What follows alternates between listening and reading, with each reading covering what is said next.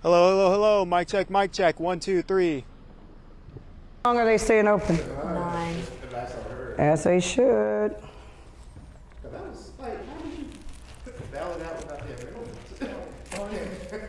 Whatever she doesn't listen. St. Clair County thinks they can do whatever they want. Welcome to West Allen's world. That's the way. She didn't want to. She.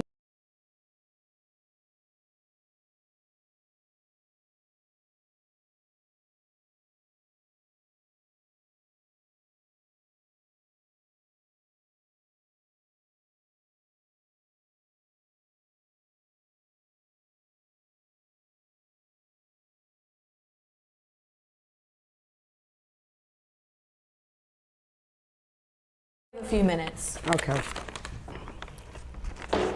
That's the commercial I worked for Jamari Moore on November 5th.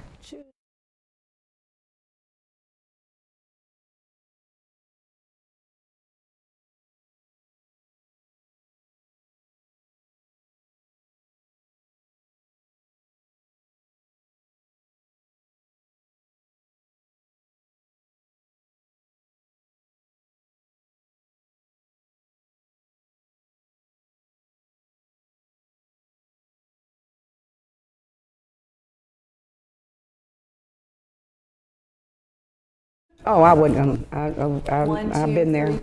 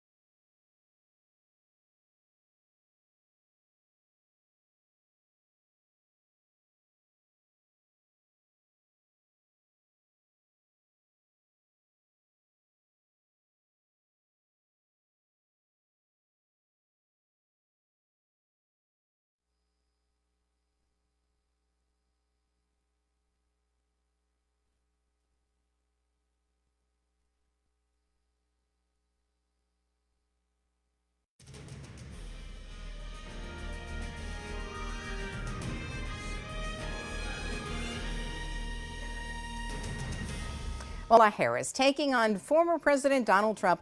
New numbers coming in minute by minute as we speak. Good evening and welcome to ABC 3340 News. Right now, our special coverage of the election 2024 starts now. And Brenda LaDunn, I'm Muriel Bailey. Now, we are streaming this right now, and at times we may take breaks to do our live cut-ins on air. You will see those as well. But tonight we have team coverage on the biggest elections that impact you the most, plus expert analysis walking you through every development in each race, and we're covering that tonight.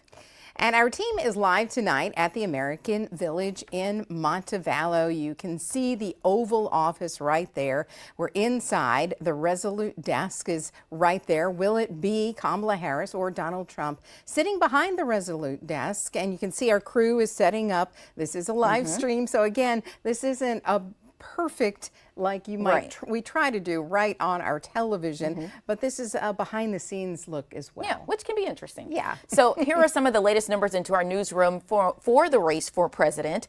Right now, this is the national results. We have 53% for Donald Trump and 46% for Kamala Harris. Again, these are those national numbers for the president's race. And remember, it's really early in the night. Some people have just finished voting. In fact, in St. Clair County, we have some people voting till 9 o'clock because of closely as well. The first candidate to reach 270 wins, and right now you can see that it's very early and it is too early to tell. Yeah, and it sees Harris has 35 and Trump has 95 right now when it comes to those electoral votes. Well, keeping up with the national picture, we have reporters around the country covering the election. That's right. With more on the very big picture from across the country, let's check in with ABC 3340's Matt Galka.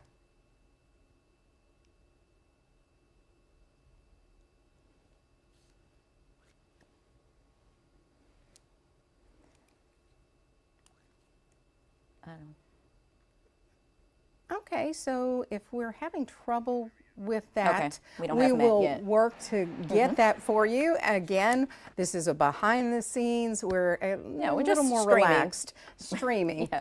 So let's see if we can move on. You said we can go to Matt again? Megan? Okay, let's go ahead and go to Megan. She is live right now at the American Village there in the Oval Office. And Megan, you have a panel of experts there with you. What are they saying right now? Yes, Muriel, there's really no better place to be other than in the Oval Office here at the American Village in Shelby County, Montevallo. I'm joined with this panel of experts that we have assembled to help break down the headlines as they're coming in tonight. I'll start with you guys, kind of open it up. Are we seeing any surprises just yet? I don't think so. I think we all saw that Florida was it is a red state, like Alabama's a red state. We know that Florida is going to do what Florida does on the Republican side. So I didn't see any surprise there. What I saw is when they say the projected winner, it felt like, oh, he's got it. I think, I do think there's some tricks to the trade, Marty, that the Republicans like to pull in that instance. But I knew that Florida would be definite, and I'll defer to him to go on, but I do know that. I think, again, we got to look at the battleground states. It's no coincidence that everybody last night, yesterday, was all over Pennsylvania. That is no coincidence, so that's going to be a factor. Yeah, hotels in Pennsylvania made a lot of money. That's for sure. When we get off air, you're going to have to tell me those things we know, because I didn't know what you were talking about. Oh, well, fantastic. I've been around you forever, so it is all good. Here's the thing. It took Alabama, just to put these things into perspective, it took Alabama, 2.5 minutes to declare Alabama. But here's something I think it's important to look at in the scheme of the entire night. I look back at the swing states from 3 years ago. Pennsylvania, 80,000 votes, just 80,000 votes. We're talking about fewer people than an Auburn or Alabama game, okay? Carried that state. Wisconsin, 21,000. Georgia, 12,000. Arizona, 11,000. You can, North Carolina, 33, or Nevada, 33. You could take 300,000 votes. Now I'm heading somewhere with this beyond this election. You could take 300,000 votes, and I could place them in different parts of the country and guarantee one of the parties would win. And I think what you're seeing behind the scenes, and it's not being talked about a lot, it's a little controversial, That is a big part of the debate on the southern border as well. Because you're going to find out all these folks are it's just not pure coincidence that we're allowing 12 million to come into the United States. We don't need that much help with farming and construction and different agricultural. So that's, when you look at the numbers and you realize just how incredibly close these elections are, then you realize why things like that occur. So everybody should take their vote seriously. And like we said, every vote counts, and it's been no denial that there's been high voter turnout, or at least it's seeming like it today at the polls. We've talked about this a lot, but why did so many people make it a point to go out tonight? Well, passions are running high. You know, people have strong opinions about the candidates on both sides. You know, we're familiar with Trump. We know what a Trump presidency would look like. We're also familiar with Kamala Harris. She's been vice president for the last 4 years, so people are very familiar with these candidates. They already have opinions. Those opinions are apparently pretty strong. And anytime you get a strong, polarized things like that, you're going to have high energy from the voters. You're going to have high levels of mobilization. So it's really not a surprise to me. It's a continuation of the trends that we were seeing from 2016 to 2020. We've seen an increase in turnout each time. So one thing I'm watching as the early results come in is not necessarily which color the state is shaded right now, but rather the margins in key areas. So zoom in on Philadelphia, zoom in on Atlanta. We've been talking all night about how this race could very well come down to Philadelphia, and there I'm watching three distinct demographic groups. First, white college-educated liberals in the suburbs to the west of Philadelphia. I'm watching black men in West Philadelphia who apparently, you know, polling is showing they're a little bit less enthusiastic about voting for Kamala Harris than they were about voting for Joe Biden. Joe Biden won 9 of 10 of those votes in the Philadelphia area. Can they do it again? And then finally, the Puerto Rican community in Philadelphia. We know there were some insensitive comments made about Puerto Rico at a Trump rally. It wasn't Trump himself, but somebody at the rally. Will that have an effect? Will that have an impact? Or will it not really have an effect? You know, Trump actually gained momentum with that community in 2020. They sort of broke toward Trump. Can he continue that momentum among Latinos in Philadelphia? Marty, did those comments hurt him? Will it? Well, we'll find out. I don't think so. The reason is it was not him. It was buried in the event itself. Really stupid, but you shouldn't have done it. But I don't think that translates. I think most people are looking at inflation, you know, cost of gas, worrying if we're going to be in another war somewhere else. You know, whoever defines what democracy is, which is up for debate right now, there's a lot of other big issues other than you know, one really stupid joke. Sheila, I think so. I think there's no coincidence that they are all in Pennsylvania going. I mean, they were getting on a plane going to the next city, flying back, traveling back. I mean, it was just, I've not seen that where they just concentrated in just one state. I want to say California maybe back in the day, maybe Texas back in the day. There were candidates that were running that would concentrate on those states because those states are a factor. I do think, however, that is where it's going to be won, because there's some sort of, how should I say, technology that they use that will pinpoint nowadays, as opposed to 10 or 20 years ago, that will pinpoint what the vibe is and where the numbers are, because it's really a numbers game. I mean, we're emotional, totally mathematics. Totally that. And I do think, Marty, that comments are hurtful. And then with the female, with the whole thing with reproductive rights, he's losing segments of people who would traditionally probably vote with Trump. And there's something about saying certain things, and he said a lot, and it didn't help that J.D. Vance piped in too. Well, so I think he's lost some of that span in Philadelphia. If we're going to argue the name-calling game, okay, let's just play that game, okay? Well, then within the last week, women around Trump are weak, okay? My wife and daughter are not weak women, apparently. Apparently they are. We're not deplorable. Trump is not Hitler. Okay, so we can play that name game too, you know. But so I don't think when it's all said and done, it's going to really have that much of an impact. Matt, what is public perception around those comments like that, just days out from when they're supposed to vote? Does it change their vote? Well, I'm not sure that it will. I'm not convinced that it will. I think there's a chance that it could have a small impact, but I'm not sure it will be big enough to dampen Trump's momentum. If you recall, there was a lot of criticism around Trump's handling of Hurricane Maria back in, I think, during his first term. And yet he actually gained votes in the Puerto Rican community of Philadelphia in the next election. And so will this be enough to sort of move the needle? Maybe a little bit. Probably not enough. But regardless, I think the interaction, the dynamics in those three communities in Philadelphia will tell the tale. And if you're the Democrats, you want to run up the score there, right? Because you've got to counterbalance everything else happening around the state. Trump runs at big margins. He scores big victories in the rural and ex-urban areas of Pennsylvania. In a way, he's sort of already maxed out votes there, right? There are not all that many new voters to get. Maybe you have some additional new information about lazy Republican voters. Yeah. But if you're the Republicans, what you want is you want to shave the margins. You want to chip away at the Democrats' victory in the Philadelphia area. There's no question that Philadelphia is going blue. Most of it is going blue. You know, the question is by how much, right? So if you're Donald Trump, if you can turn 9 of 10 black men in West Philadelphia to 8 of 10, then that's a victory for you. If you can stop the momentum of college-educated women in the suburbs, you know, if they voted 7 of 10 for Biden, if you can keep that to 7 of 10, that's a win for Trump. And it's a win for Democrats if you can push it to 8 or 9 of 10, right? Yes. Well, thank you guys so much for joining us here tonight. There will be more to come from this experts panel, but for now, I'll toss it back to you, Muriel and Brenda.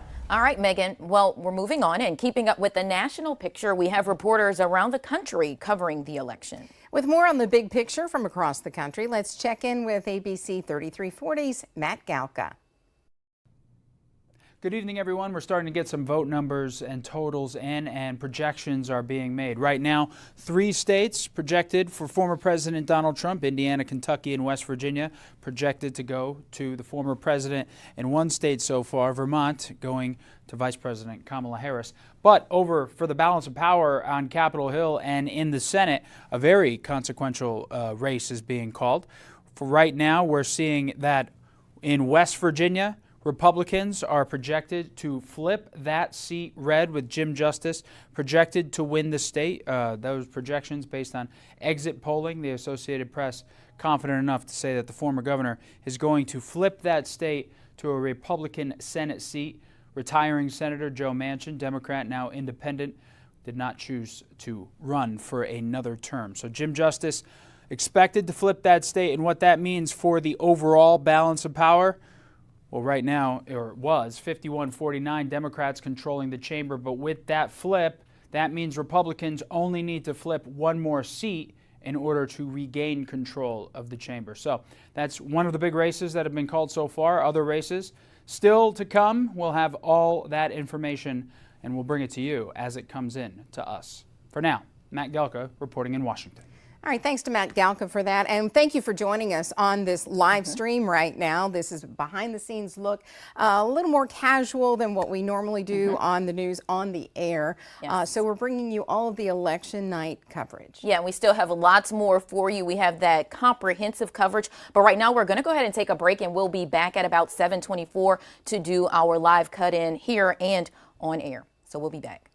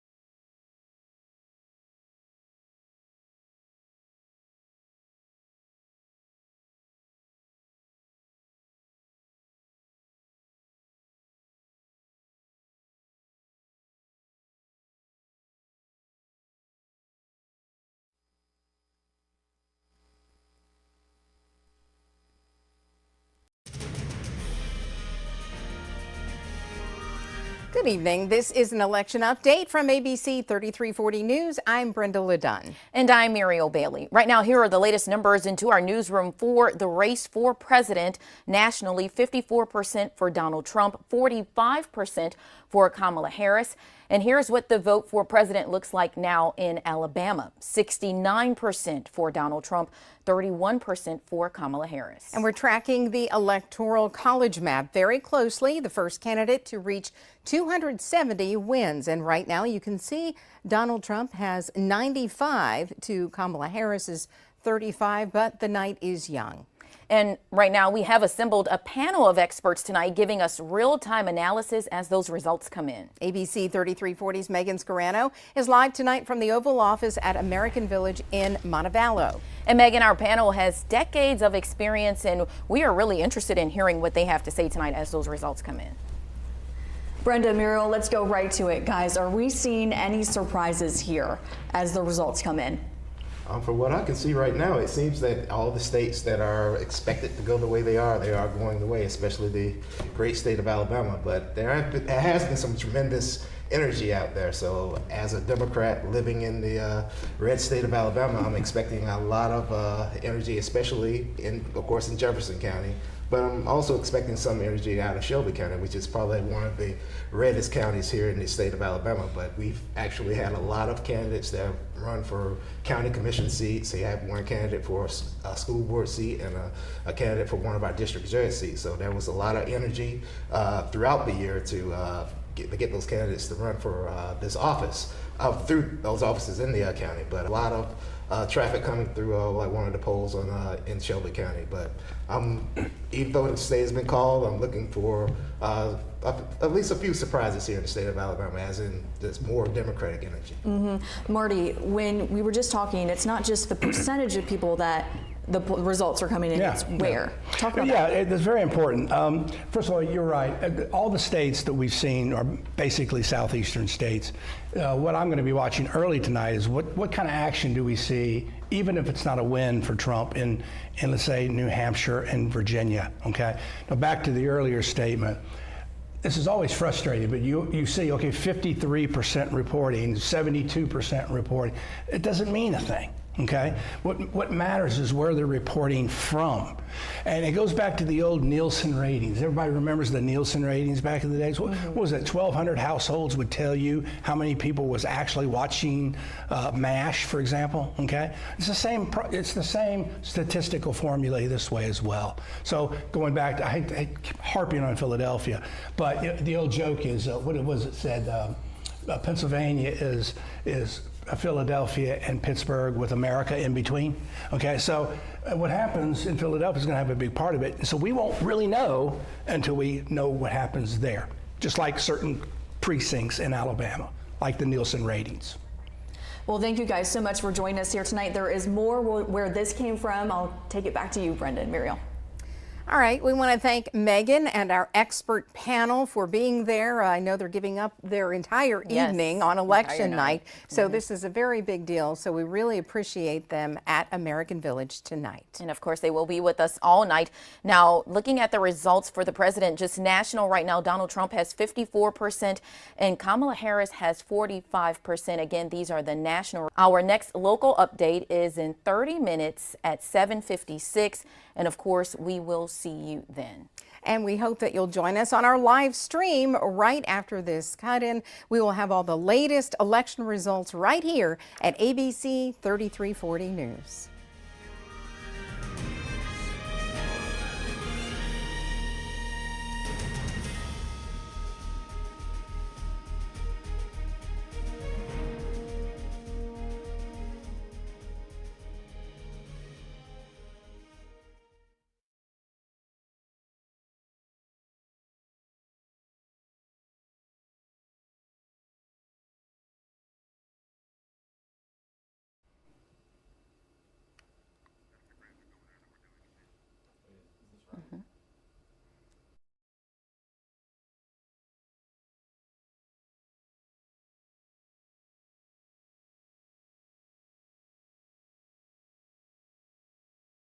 Here at ABC 3340. We're keeping you up to date here on our live stream for all of the election results here in Alabama and across the nation. Right now, we have some numbers for you. We want to take a look at the Alabama Supreme Court Chief Justice race.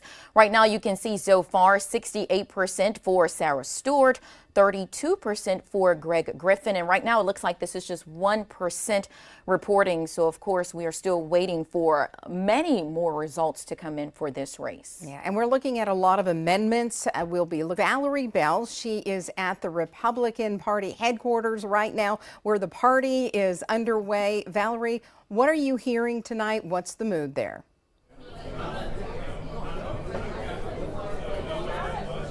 Brenda, what I'm hearing from people is that things are very optimistic. I'm joined now with Jefferson County Commission Chairman Jimmy Stevens. And Jimmy, watching the screens very closely, how are you feeling right now? Well, I feel great right now. I'm very enthusiastic. I have visited several of the polling places today, and there was an enthusiasm of voting that I haven't seen in probably 2 or 3 voting cycles. I'm excited to see how the candidates do.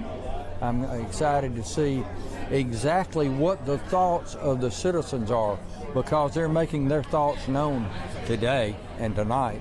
And you enjoy some good food and fellowship here at Fairley's and see the results. Now, you mentioned going out to those polling locations in Jefferson County earlier. What did you see? Did you get the chance to talk with any of your constituents or any Jefferson County voters?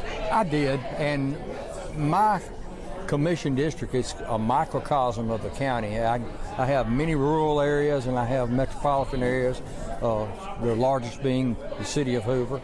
And I have seen a consensus of thought that they want to change the direction, that they don't like the way the economy is moving, and everyone thinks from the top down. But I had many people thinking about the local races now, and I'm excited about maybe having some of our old friends like Johnny Curry in the cutoff for the tax collector, to see those people have an opportunity to give government service again, because it is government service. This isn't a job. This is giving back to the community which has been so good to you. And it's important that we remember that when we go out to vote. Now, you touched on something, a lot of people sitting at home. I mean, it's a presidential election year. That's a lot of people, are all eyes on that. But we have a lot of those local races that you just mentioned. How important is it for people to, no matter if they're voting Republican or Democrat, to, know who they're voting for, those candidates, that impact them locally? When you vote for the presidency, whomever wins, it may make you feel better, but it doesn't affect your day-to-day life. These people in these local races, they run partisan, but once they're elected, they become a representative of the entire population and the people of the county, and they work for you. And it's important that people remember that, whether you're a Democrat or you're a Republican, that once this election is over tonight, the winner is declared. We must unite and work together for the good of the entire county and the particular offices that these people are running for. And, just going back to those local races, I know you've been mingling, talking with a lot of people. What local races should people in Jefferson County really be, looking at right now? Everyone's looking at the probate judge's race right now. There was a lot of Johnny Amari, I've been knowing him all his life, and Joel Blankenship. That's Amari. That's what's doing in this commercial. And it created a lot of enthusiasm. And that will play down into the more local races as it moves forward. And it's just something that we're going to have to wait and see how it goes. Everyone seems to be very optimistic. I'm cautiously optimistic, but I'm also realistic in knowing that whomever wins, we need to get behind and support. And, there's a lot of people here. We've seen a lot of people, come in since this event really kicked off at, 7 o'clock. One thing that really like to see a lot of people, voters, coming out this election and voting. Why is that so, important? Well, as we transition between generations, it's a whole new mindset. And to see the young Republicans come out and be as enthusiastic as you can hear behind us. So they're having a great time, and they're excited and interjecting a new energy into the party that we haven't had in a long, long time. And it's exciting and it's gratifying to see that occur now. Any final thoughts? No, whomever wins, let's get behind them and be unified as a county. I'll end it on those ideas that we don't agree on, and we commit to serving the people of Jefferson County. If we all live by that, we will have a much better county. And that's not just for the national, but the local elections. That's that the we were local talking elections. It's very important. If you talk, you can pick up the phone and call your city councilor, or you can call your county commissioner. President's hard to get in touch with. Sure is. Thank you so much, Commissioner Stevens, for your time tonight. We really appreciate it. And we also have Gracie Johnson, who's over at the Democratic Watch Party in Birmingham. Gracie, how are things looking over there right now? Valerie, right now we are seeing a lot more people than we were earlier. I'm going to let you guys see what I'm seeing here, and there are several dozens of people here watching as the votes are rolling in. Now, you will also hear the crowd cheer. They're very optimistic as we're here tonight. They will cheer as they see a Democratic candidate take the lead as they're watching the votes come in. There are also people in the room adjacent to us right now, so we are seeing a lot of people. Now, this watch party here is hosted by the Jefferson County Democratic Party in partnership with Alabama for Harris Waltz, Terry Sewell for Congress, and Elizabeth Anderson for Congress.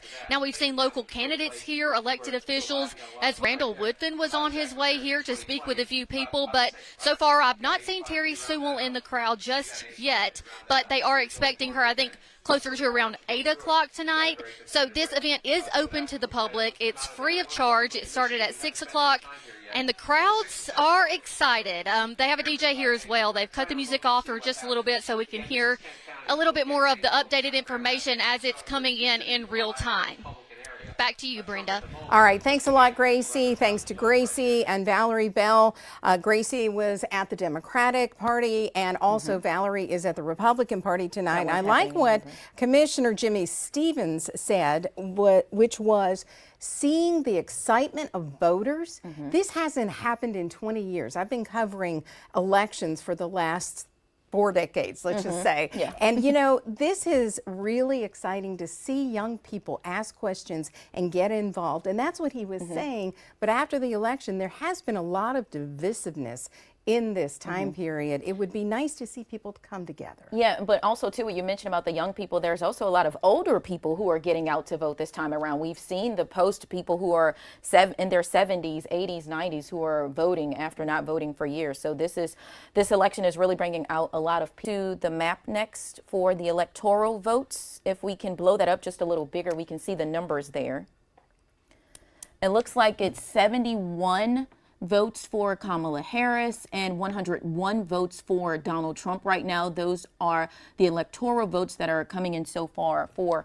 Will bring a win, 270, excuse me, I inverted my numbers, but 270, that's what will bring it tonight. Well, ABC 3340 is working for you tonight with real-time results. You can go to our website right now, abc3340.com, or we don't have the QR code for you, but you can go to our website. You'll find local, state, and national results all night long. And we understand that we have Aaron Wise here in the studio to break down some of the numbers for us as well. Aaron? Yeah, Brenda, the 2nd Congressional District is a big race. It has national implications. You can see right here, Caroline Dobson, the Republican candidate, is currently leading 64%. Shamora figures 36%, but the numbers still very low, 295 and 168. Now, this district was created to provide an opportunity district for Black voters who has a reasonable chance to elect a candidate of their choice. This is what that district looks like right now. You can see it stretches from Washington Washington County, all the way over here to Russell County. Montgomery's included in it, and parts of Mobile. So it includes much of the Black Belt area. That is where these candidates are vying for these votes at. Not, as I was saying, this was a federal court mandated map right here after a lot of court hearings and the U.S. Supreme Court ruling backing that there was a likely Voting Rights Act violation in 2021 with the map that the state legislature created. The U.S. Supreme Court backed up the lower court's ruling that there was a likely Voting Rights Act violation and Alabama could not use that map any longer. So you went through several court hearings. The legislature met for another time during last summer, summer 2023, to try to come up with a solution. The federal court said, no, that didn't get it done. So then those federal court judges decided what that map was going to be. And this is what it's come to, like I said, going from Washington County all the way to Russell County, includes Montgomery and parts of Mobile. And the black voting age population here is 48.7%. Now, the reason for this district is to provide a second opportunity district for black voters to have a reasonable chance to elect a candidate of their choice. The only majority minority district in Alabama is District 7 right now. The black voting age population in District 2 is now 48.7%. Like I said, this district, as I mentioned before, spans across the state from Washington to Russell County, includes Montgomery and parts of Mobile County, really encompassing a significant portion of the state's Black Belt region, along with providing a second district for minority voters in Alabama to have representation. The seat could also have national implications. Republicans are trying to maintain control of the U.S. House of Representatives right now. Alabama's trend of racially polarized voting tells us that the majority of black Alabamians vote Democrat and white Alabamians vote Republican black voting age population. Now, I spoke with a political science professor Monday about this district. He believed Kamala Harris moving to the top of the ticket played a role in Shamari figures. It played in his favor, rather, getting more of the Democratic base to turn out. That is the key word in whether it's Republican or Democrat in this race, and really all the races that are going on tonight, is turnout. These results are still coming in for this race. We'll continue to watch these numbers and provide updates this evening as it progresses. Muriel, Brenda. All right, very important race to keep an eye on. Thank you, Erin, for that. And a very interesting thing happened today on the way to the voting polls. in St. Clair County. In St. Clair County. Yeah, and that's where we have ABC 3340's Austin Pratt. But just to let you know kind of what that issue was there, one of a local amendment and another amendment was not printed on the ballot. So a lot of people had to wait hours for them to bring the new ballots in for them to vote. So that poll there in St. Clair County, the polls there, they're going to stay open until 9 o'clock tonight. And Austin joins us there right now at a polling location in Pell City. Austin, I see people are still there behind you. Yeah, Muriel, you said it. Basically what happened was that when they came in at 7 a.m., when the polls opened, they realized both state and local Amendment 1 was left off the ballots. Now, there were a handful of handicap ballots that voters were able to use. Those were accurate, but for the vast majority of voters, that just wasn't enough. Many left, came back later in the day. I spoke to a woman earlier. She said this was her third time here because the line was too long, couldn't find parking earlier. Spoke to many voters. That's what we've been out here doing today. Basically, the issue has been for them is that it has been taking way too much time out here to vote. They're very disappointed with the fact that there is an issue with the ballots. Some of them saying that it questions whether or not the ballots will be accurate, whether or not there are other issues with the ballots, and that's something that they're going to look at whenever they do their voting. That's about all we have here right now. Brenda and Muriel, back to y'all. People were absolutely furious at this happening, but you know, these are human beings. Things happen. And I heard an election official talk about this earlier. The question was, couldn't they have pre-checked all of the ballots? But if they open them, that makes it look like something isn't. You can't open it until the day of the election and when polls are about to open, and then you see what is there on the ballot. And I can only imagine if you had to wait that long just to vote, because for me it was about maybe 15, 30 minutes, the entire thing. How long was it for you today? For me, probably less than 15 minutes. I got there, I timed it just right, I think, because I got there between 9 o'clock and noon. I did the same thing. Yeah, I figured people would be at network already, Right. and those who were going to lunch would come a little later. So yeah, that was kind of that good window. Now, ABC 3340 News is with both campaigns tonight. That's right. And Altra El-Nashar is keeping us posted on what is happening all over this country. She's on the campus of Howard University with the Harris campaign. The Harris-Walz campaign, using every campaign launched roughly 3 months ago, they saw themselves as the underdog. But in this last week of campaigning, we're really seeing Vice President Harris and her surrogates project more confidence that they will win. Still, they are not taking any state or any voter for granted. Staff at campaign headquarters in Wilmington, Delaware, spending Tuesday tracking turnout in critical swing states and distributing resources in places where voter attendance isn't yet where they want it to be. After 4 stops in Pennsylvania Monday, Vice President Harris spending Election Day here in Washington. Calling into an Atlanta radio station this morning, she had this message for voters in the swing state of Georgia, where Democrats narrowly won in 2020. Today is voting day, and people need to get out and be active. The polls close at 7 p.m. And so we want to encourage everyone in Georgia to get out and vote. Running mate Tim Walz squeezing in one more campaign stop in the capital of battleground Pennsylvania this afternoon. How about Pennsylvania win this for America?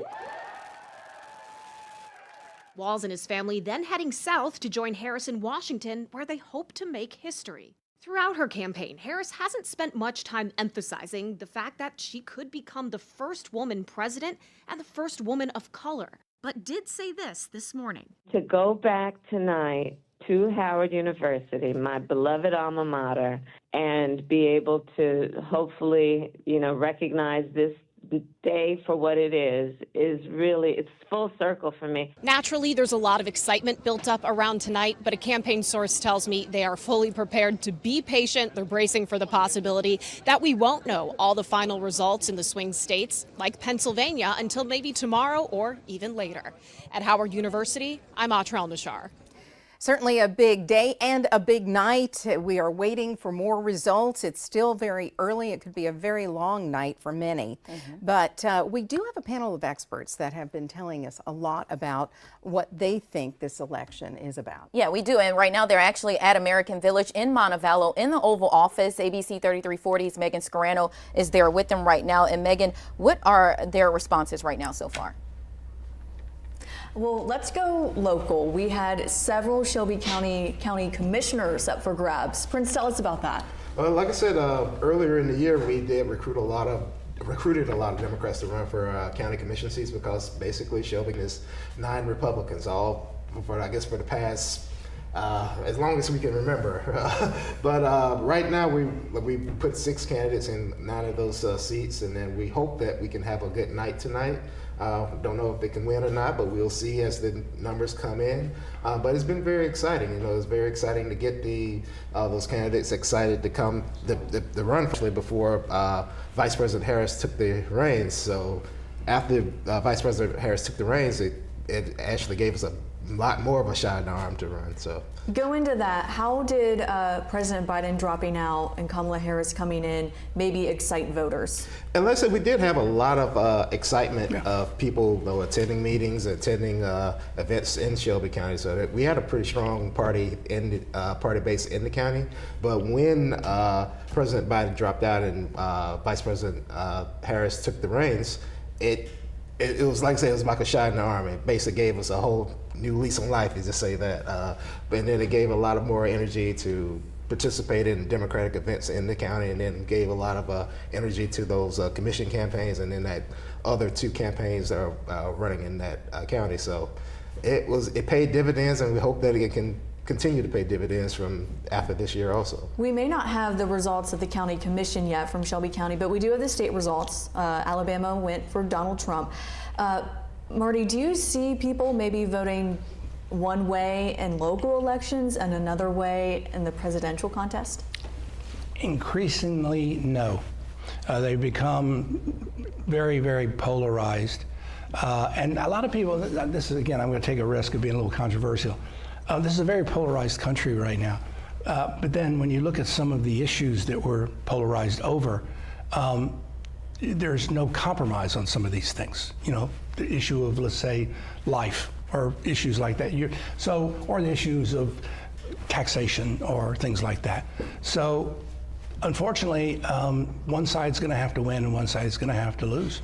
And that's what polarization, is a fact that happens before a defeat of one side or the other. And that's what this election's really about. And there's no doubt that passions are running high. My question is, can the system contain those passions? And in a lot of ways, voter enthusiasm is a good thing, right? People get engaged, they get energized, they participate in the process. Well said, contain that passion. Seriously. Well said. I didn't mean to interrupt you, but that was perfect. How important is it to contain the passion? Can you be more specific about what you mean?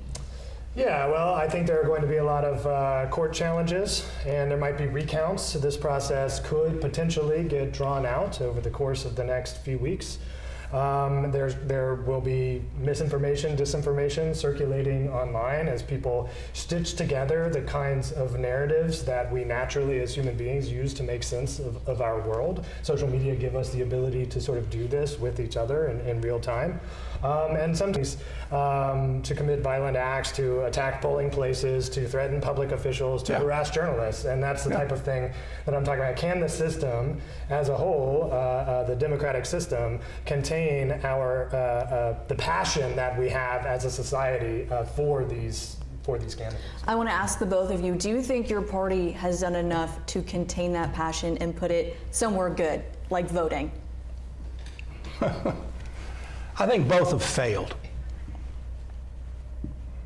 Care to elaborate? Yeah, I mean, I don't think Donald Trump is Hitler, okay? I think that's really stupid when you say that. You don't do that, okay? I also don't think that Kamala Harris is all the things she's been called either, okay? Let's fight on policy. You know, maybe we should discuss like whether we have higher corporate rates or lower corporate rates. Maybe we learn something from Ireland, or maybe we don't learn something from Ireland. But let's argue about that. I don't need to call you something to beat you. And I think that's a lot of the things that we were focusing on in Shelby County also with our candidates is that we're not focusing on like the national like boogeyman or the national issue of the day. Is more of the local like bread and butter, kitchen table issues that affect the residents of many of the cities in Shelby County.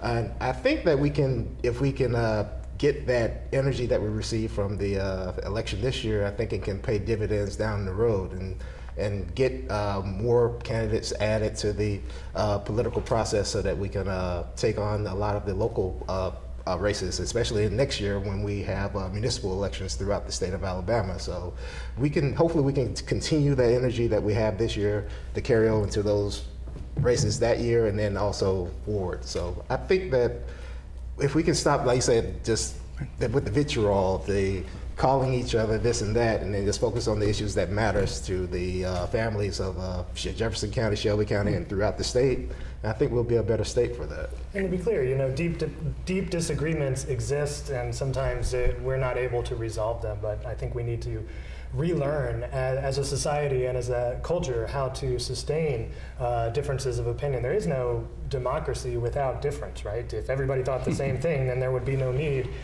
for a system to resolve difference peaceably and not through force or coercion, right? And so that difference is an indicator of a healthy society in a lot of ways. And so we need to relearn how to be able to sustain and maintain relationships across lines of political difference. Thank you. We appreciate it. We have to get back to Brenda and Muriel, but we will come back to this conversation in just a few minutes. Thank you guys so much. Back to you guys. All right. Thank you very much, Megan. That was very enlightening, and I liked what Prince Cleveland had to say about the fact that we do need to kind of work together and also get more people involved in the process. Muriel, you and I were talking about the fact that on the ballots in a number of counties, many of these races are unopposed. Yeah, they were, yeah. And also, too, with that even being in the situation, I guess it's kind of one of those things where if no one else is interested in it, what can you do? Right. But, of course, you vote, however you decide which is the best person for that role. But we do have a cut-in coming up, so we are going to take a break, and we'll be back at what time? We will be back at 7:58. 7:56. Our cut-in is at 7:56. We'll be back. We'll take a break. We'll be back.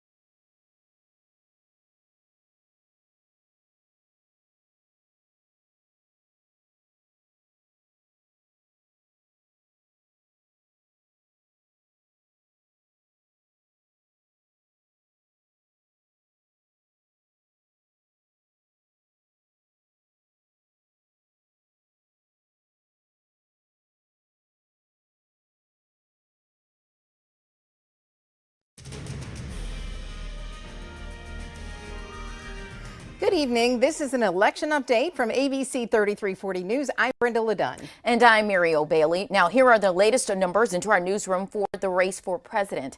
National results show 54% for Donald Trump, 45% for Kamala Harris.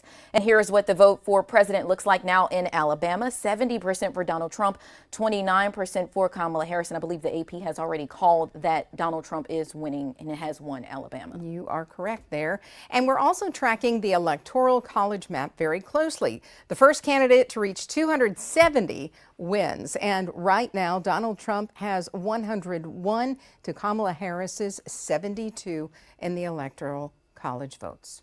And both political parties are hosting watch parties tonight in Central Alabama, and we are there. And Gracie Johnson is in Birmingham with the Democratic Party. We'll hear from her shortly, but first, Valerie Bell is in Hoover with the Republican Party. Valerie, what's the mood like there tonight? Brenda, there's dozens of people here, and you can just feel there's a lot of excitement. The word that people here are using to describe how they're feeling is optimistic.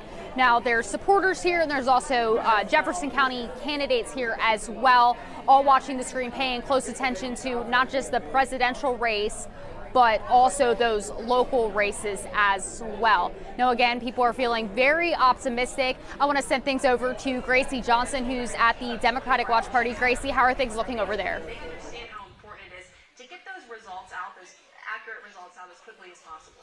Valerie, we are here at the Jefferson County Democratic Watch Party. Now, there are several dozen people here, so we are waiting to hear seeing the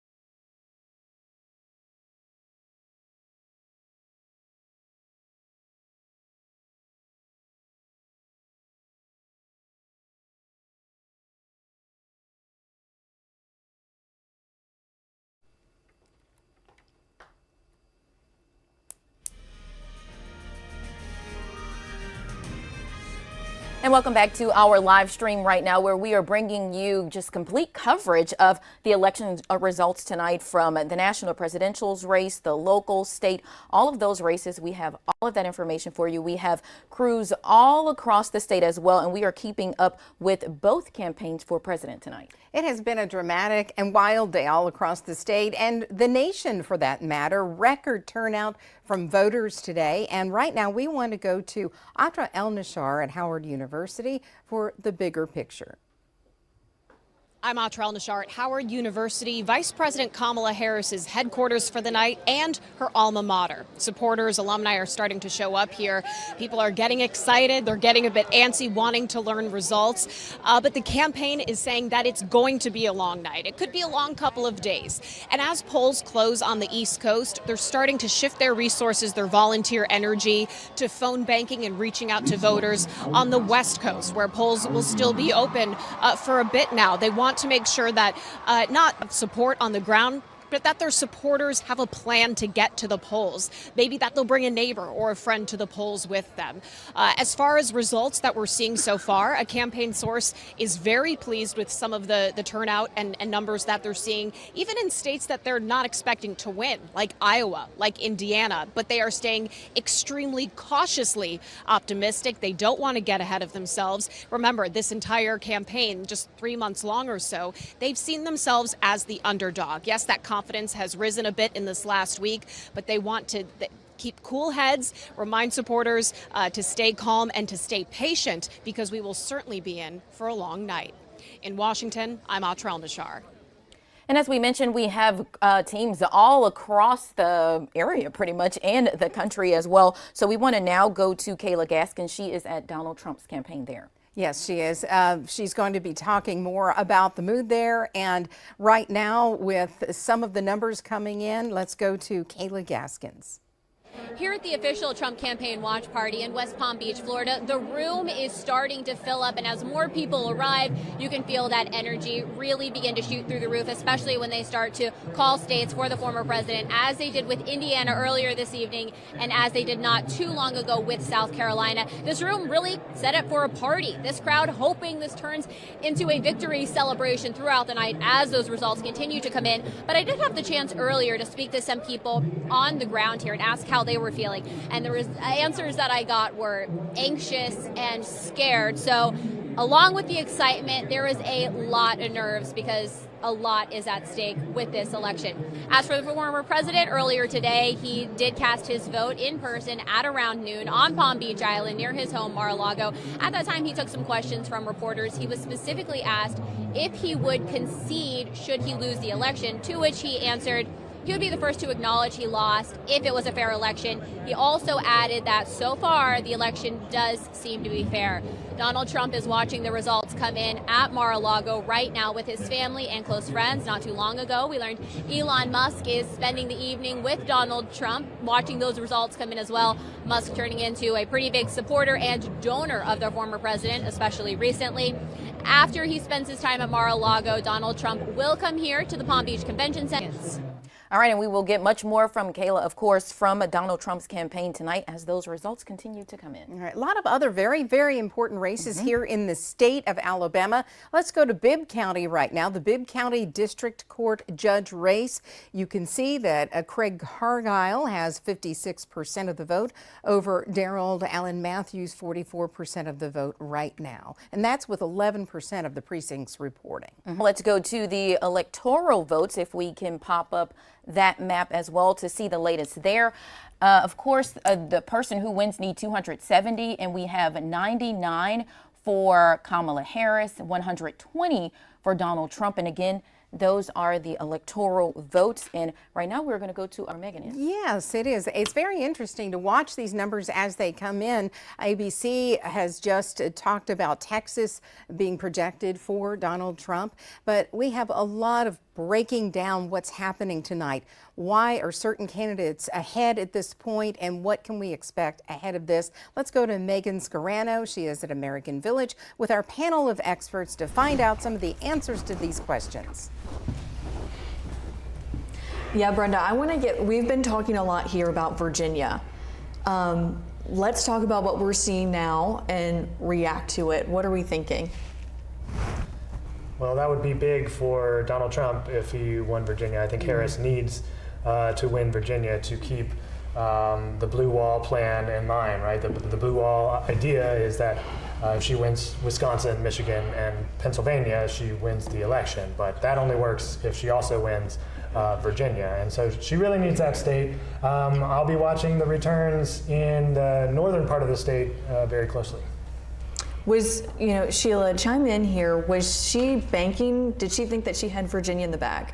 I think they skipped over Virginia. I thought that they should have gone in there a little more. Like they really just started keying in on Michigan and Pennsylvania. But I think they just should have went back into West Virginia because I think they were just kind of, they had already thought that, okay, we've sewn it up or we can't get any more than we've gotten. But I don't think you ever sleep on maybe flipping a state in whatever issue or whatever timing. And normally it's toward the end when people start to say, you know what, I better dig in and start really making some decisions. And I think that was a state that was up for grabs. How could this help former President Donald Trump? If he wins Virginia, Pennsylvania, assuming North Carolina and the other states he's currently leading, Pennsylvania doesn't matter anymore. Virginia does. That's big. Yeah, it's big. But it's still early, and I'm noticing that Pennsylvania is showing slightly blue right now. Again, we don't know where the votes are coming from, okay? For example, you're saying you're waiting to we find out what all those lobbyists in Northern Virginia are going, how they're all going to vote. Okay, so we're waiting on that. But Pennsylvania right now is trending a little bit blue. I think in some cases, sometimes what happens is everybody goes, ooh, here's the golden goose. We got to go after the golden goose, and you forget about the other states around you, and that may be going on in Virginia. But and lobbyists go after the money, yeah, and the average voter goes after the issue. Yeah. So you already know what that is, don't you, Marty? I think so. All right. Well, thank you guys so much for joining us. Is there anything else that has surprised you about what you're seeing so far? What are we thinking as it's 9 o'clock Eastern time, 8 o'clock here. Where are we, or where should we be in the next 30 minutes? Well, I'm surprised that we are still so close. I'm surprised that we are all sitting here and we don't know what's going to happen. I'm that surprised that we don't even have a clue, because we don't. And it just couldn't be anybody's ball game. And then as the states start rolling on, and like we just talked about Virginia, I did not think that would sway toward Trump's way as much as it did, but it is. So now I believe there's more surprises to come as the states start rolling in. And the night is young. Any last words for this go around? On the boring blocking and tackling thing, I'm looking at a couple other statistics. 30 states register by party in the United States. 29 of those 30 states registered more Republicans this cycle than Democrats. That's just the number out there. But the trends right now, I think I'd rather be Trump, but I'm not confident at all. When we have ABC pulled up here, we're looking at North Carolina and where the votes are coming from. What do we think about these so far? Well, I'm watching the Asheville area very closely. I think there are real questions about, just the state of affairs on the ground. Are people able to? Right. I mean, right there it is. Yeah, there it is. Absolutely. Kind of hard to find your polling location in that scene right there. But elsewhere around the state, this is sort of conforming to expectations. The Research Triangle, Raleigh area, this is largely going blue, and the rest of the state going red. So nothing too surprising coming out of North Carolina right now. But again, those margins make all the difference. And Asheville is a bit of a wild card right now. And I think that goes back to the issues. People are concerned about their own personal lives. We're all concerned, and Washington's in a bubble. But most people who are voting are concerned about what's in it for me. Washington has always had it, what's in it for them, and that's the way they operate. We were talking about all the money, and look how big the races and the spend was. Look at the money that poured into this. But now we're looking at hurricane-ravaged areas, and they're not thinking about that part. They're like, okay, if I'm going to choose a president, they better come down here and clean this up. They better send money to us. They better do this. So I think they're those places that have those dynamics. I mean, Alabama has been through tornadoes, and we've said the same thing. What is it going to do for the average person? And I think those folks in North Carolina are going to vote based on who can help me the most. Assuming they even do. I mean, I was watching this one photograph of this guy watching his house float down a river, and I'm pretty confident that he's not thinking to himself, I really should have absenteed. Exactly. I don't think he's thinking that. You're right. You're right. That speaks to this larger issue that we're seeing in the exit polling. One of the top issues is the economy. And people lost purchasing power over the last several years. I think 20%, 22% or more. And the Fed and the government has done a decent job of bringing inflation back under control, right? But we haven't had a decrease in prices, right? So that people are still feeling that 22%, right? That's starting to make a difference for households. It's starting to make a difference for bottom line. People are starting to carry credit card debt. So those pocketbook issues, I think, are really animating a lot of voters in this election. I want to go back to Asheville, Western North Carolina. Less people voting. Who does that hurt? And then whose numbers could it help? It hurts Trump because he does better in the West. she will do better in Raleigh and the Triangle. Right. I would think Asheville itself leans blue, but the rest of Western Everything North else, Carolina is red. Yeah, I agree. Well, thank you so much for this conversation. We appreciate it. Brenda and Muriel, we'll go straight back to you. All right, thanks, Megan. They certainly brought up a lot of very good points, and we've had some very interesting issues on the ballots today for people to choose. And right now we want to go to the Coleman County special tax on medical cannabis, and that would be a 15% sales tax on medical cannabis products to fund the DA's office and mental health services. Voters in that county have said 52% are saying yes right now, no 48%, but of course that is only with 10% of the vote reporting right now. And we have to also mention that these are future sales because this is not being cleared. It's not happening right now anyway. Right. There have been lawsuits. There has been a holdup in the sale of medical cannabis in the state of Alabama. So we'll have to see what happens there. But 15% tax, that's a pretty good chunk of change. Yeah, and that was something a lot of people were talking about when Gracie Johnson did that story, saying that we're going to have to pay the 15% tax plus other taxes on this, and this could hurt the people who really need it to, you know, for their medical conditions. You wonder if some people might move out of that county just because of that. To not have to pay it if they need it. If they feel they need it. Yeah. That's interesting. Well, next week, like we said, we do have our teams spread out all across our viewing area. Right now, we want to go to ABC 3340's Austin Pratt. Austin is in St. Clair County at a polling location in Pell City. And Austin, I don't see that long line behind you anymore. I know the polls will be open tonight until 9 o'clock. Is there still a line? There are people waiting to vote. Yeah, Muriel, right now it looks about what you'd probably see at an average polling location. There's not too many people out here right now, but earlier, about an hour ago, not even, that line wrapped around the corner here, and earlier in the day, around 4, 5, 6, wrapped around the entire building. Now, the consensus was for most people, it took about an hour and a half to get from the end of that line through it, vote, and leave. But people have reached out to us in St. Clair County saying that it took them 7 hours to vote. People I spoke with in line said they kept coming back today to check the line, see if it died down. When they realized it wasn't going to, they found a spot and got in line. Now, everyone I spoke to in line was disappointed that it had taken this long, but they emphasized the importance of coming out and voting. It wasn't something they weren't going to do just because it was going to take extra time. It's something they were proud to do and would encourage others to do. And we talked to people of all ages, all saying the same thing when it came to importance of voting. But I would assume that what we're seeing right here is about what we're going to see around St. Clair County until 9 p.m. Basically, what had happened was the ballots were missing state and local amendment 1. Once that was realized in Birmingham, they started printing off more ballots. Those came to polling locations in St. Clair County every 30 to 45 minutes or so, and people were only allowed to vote as there were the correct ballots available for them. But that's about all we have right here in St. Clair County right now. Brenda and Muriel, back to y'all.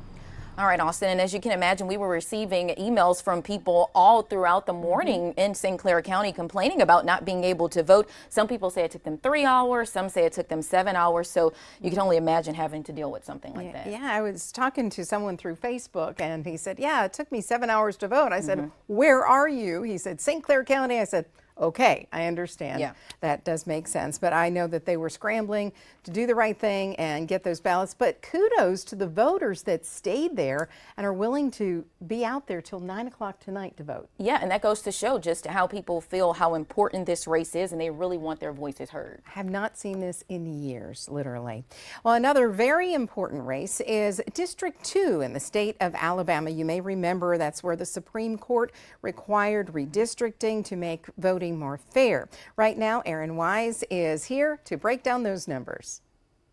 Yeah, Muriel and Brenda, we've got some new data in for this race. For this now, with 70% of the votes, Shamari Figures has 30%. We're still very early on, and I'm actually looking at some data on my laptop here from our website. You can view this on our website as well, where she's actually got 3,482 votes, and he has 1,148 votes.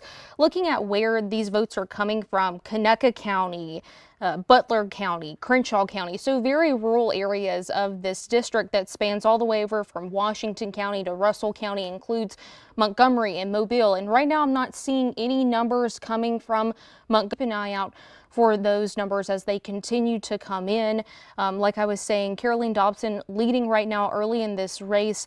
AP is reporting that that's only 1% of votes count. 1,000 votes, Shamari figures a little over 1,075 to 24 right now, but still very early on in that race in this congressional district that has drawn a lot of national attention, as it is now an opportunity district with black voter population up in that area after the Supreme Court's decision in the federal court choosing the map to use in this congressional race, which created the opportunity district where black voters have a better chance of choosing and electing someone of their choice. So we'll continue to follow along with this district as it is, has national implications. The Republicans are trying to maintain control of the U.S. House of Representatives.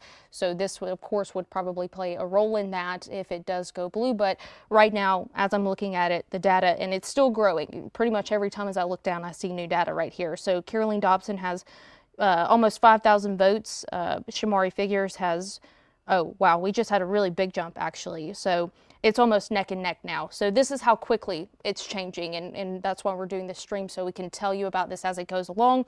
So it's now 52% race for Caroline Dobson, 47.5%. And like I said, the metro areas are reporting in. That big jump came from Russell County, which is over on the eastern side of the state. So that includes areas like Phoenix City.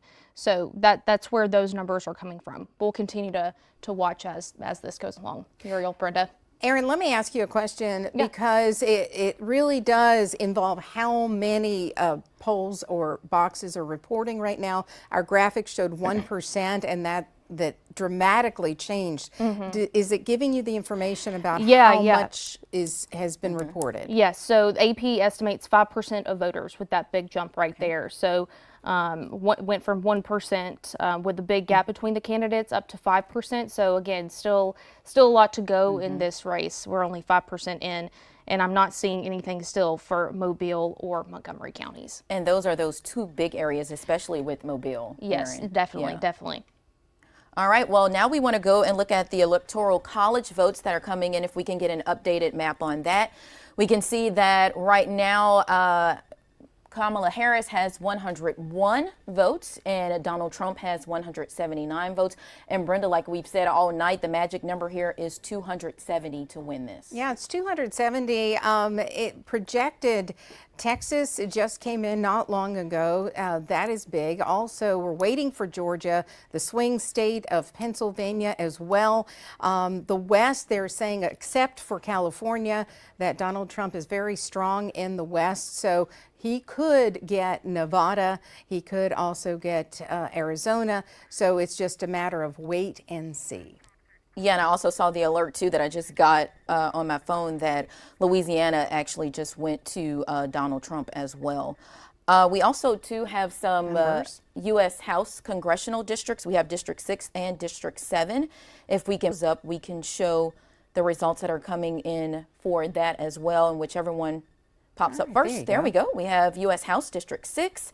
You can see so far 75% for Gary Palmer and 25% for Elizabeth Anderson. And right now it shows just about 2% of precincts are reporting there. So still a lot to go with this race as well, Brenda. And Gary Palmer since 2015, and he has served his congressional district as the Republican incumbent. So 75% is not a shocking number at this point tonight as the numbers are being tabulated. Now, I hear from the Democratic Party in Jefferson County that Elizabeth Anderson is slated to be a big star for them going forward. She outpaced what was expected to raise money-wise and also got a little bit more attention nationally. So she's one to keep an eye on as we go into the future.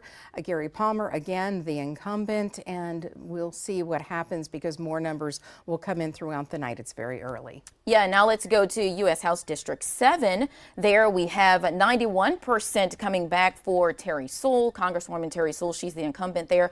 And we have 9% for Robin Lydecker. Just 2% of precincts reporting right now. So still with this one as well, just a lot more to go. The polls just closed about an hour and 20 minutes ago. So those numbers are slowly but surely coming in for this. And Terry Sewell, very, very active in her district. She is always seemingly bringing in money for her district and Miles College and other things in the area. So those numbers are not shocking at this point, but it is still early in the night. Yep, so we shall see, and we will be here to bring you those results. But right now we are going to take a break, and we will be back at about 8:28 for our next live cut-in.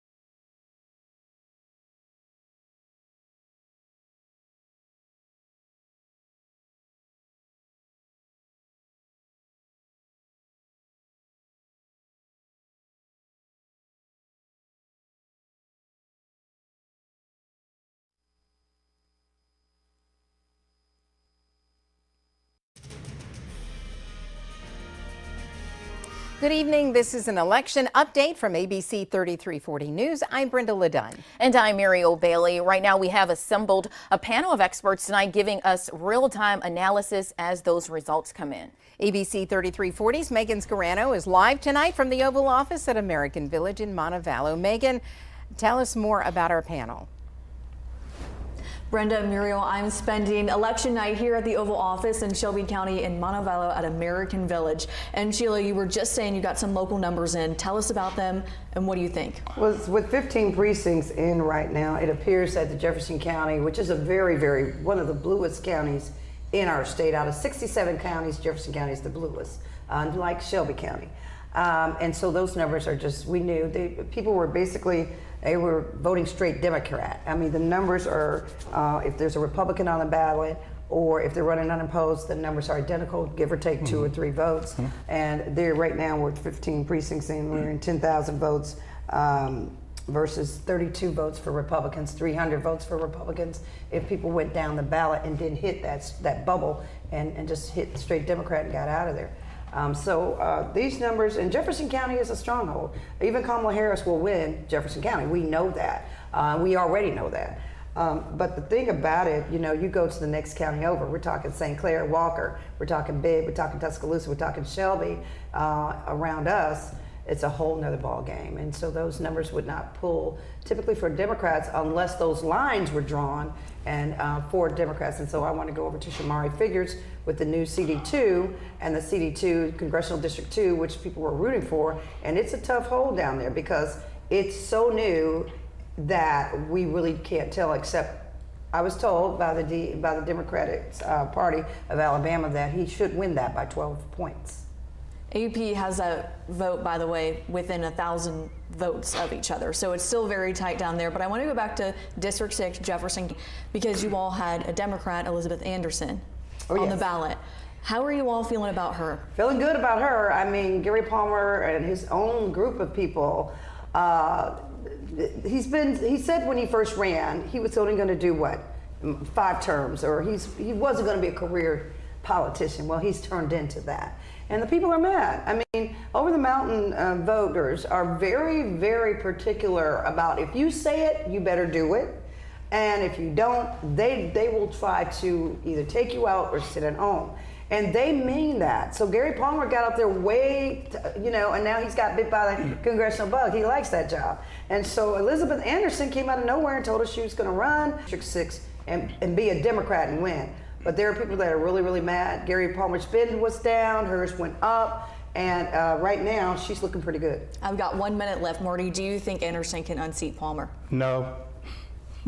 The challenge Republicans have had in Jefferson County for the last 30 years is urban Birmingham votes straight Democrat. Places like Trustful, like that, vote straight Republican, almost as straight as downtown. The swing voters, Homewood, Mountain Brook, places like that. So a typically Republican voter will go, I'll vote at the top of the ticket, and they'll actually pick on the way down. Whereas Democrats are enjoying in this election, although it's not going to matter in the Palmer case, they're enjoying just blind, walk in, boom, I'm done. Well, thank you so much. We appreciate this conversation between our experts here at the American Village. Muriel, Brenda, we'll go back to you. All right, we want to thank Megan Scarano and our panel of experts. We tried to balance it and have Republicans and Democrats to make it a more interesting night for you. And they will be with us all night. Well, our next local update is in 30 minutes at 8:56. We will see you then. Coverage from ABC 3340 News continues next.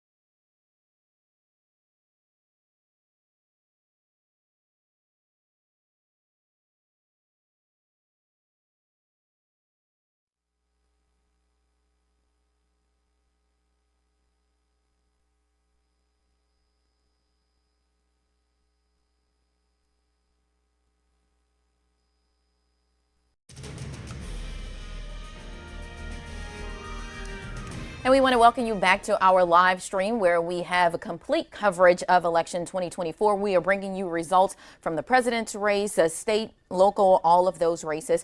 Right now, we do have the latest numbers into our newsroom for the race for president. These are the national results so far. 52% of votes coming in for Donald Trump, 47% of votes coming in for Kamala Harris. Of course, just 19% reporting, so still a lot to go there. But this is what it looks like when it comes to those votes for Alabama. For Donald Trump, we have 68%, Kamala Harris 29%, and the AP has already called this race. Donald Trump does have Alabama. Yes, and we also want to remind you of the Electoral College numbers right now. Donald Trump has 179, Harris 101. And keep in mind that number we're looking for tonight for the winner is 270 votes there. And we do have watch parties for both parties here in Jefferson County. Right now, we want to go to ABC 3340's Valerie Bell, who is actually at the Republican Party watch party in Hoover. Hey, Valerie. Hey, Muriel, there are dozens of people here, and as I've said before, you know, they're still hanging on to that word optimistic. Now, I want to step out of the way and just show you, you know, what we're seeing right here. You've got all these TV screens on right now, and people are watching. We've seen a lot of, you know, candidates that have come here, also supporters, you know, for the Republican Party.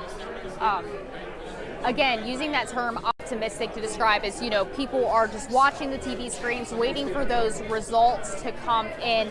Now, I spoke with Jefferson County Commission Chairman Jimmy Stevens a little bit ago, and he put out a good point. You know, while a lot of eyes are on this presidential race, you know, there are a lot of local races here in Jefferson County that they are keeping an eye on.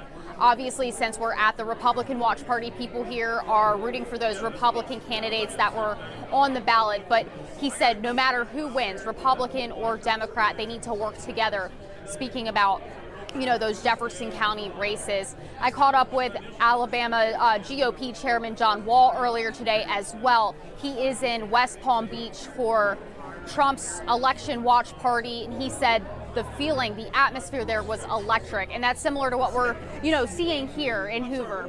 You know, a lot of people are here, some younger voters as well, all feeling very optimistic, watching those TV screens very closely, having conversations with on top of this and bring you any updates from this watch party. I want to send things over to Gracie Johnson, who's at the Democratic Watch Party.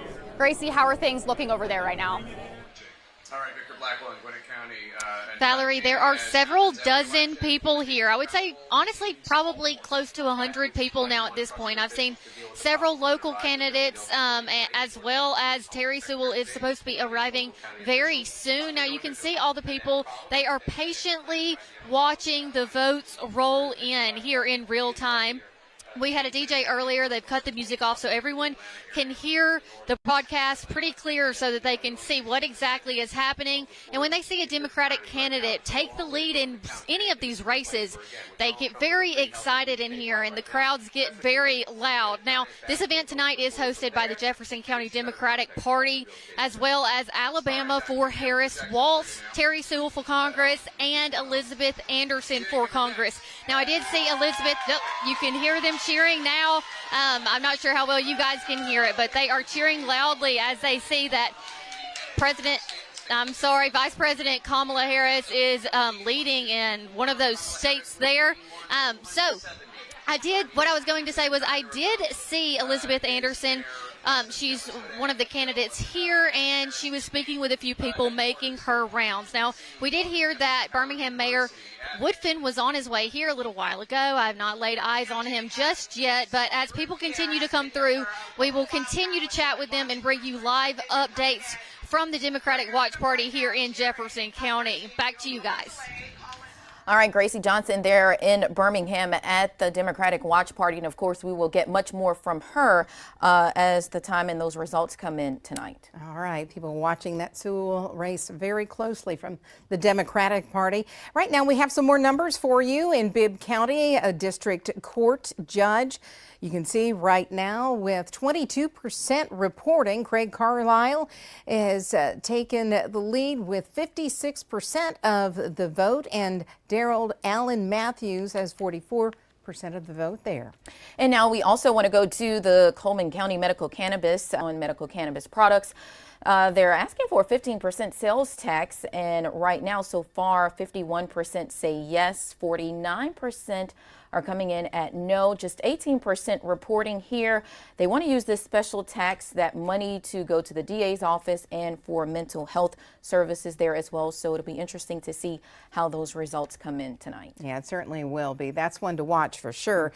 Also, right now, we want to take you back to American Village. We have a really unique experience for you. We want to share this with you.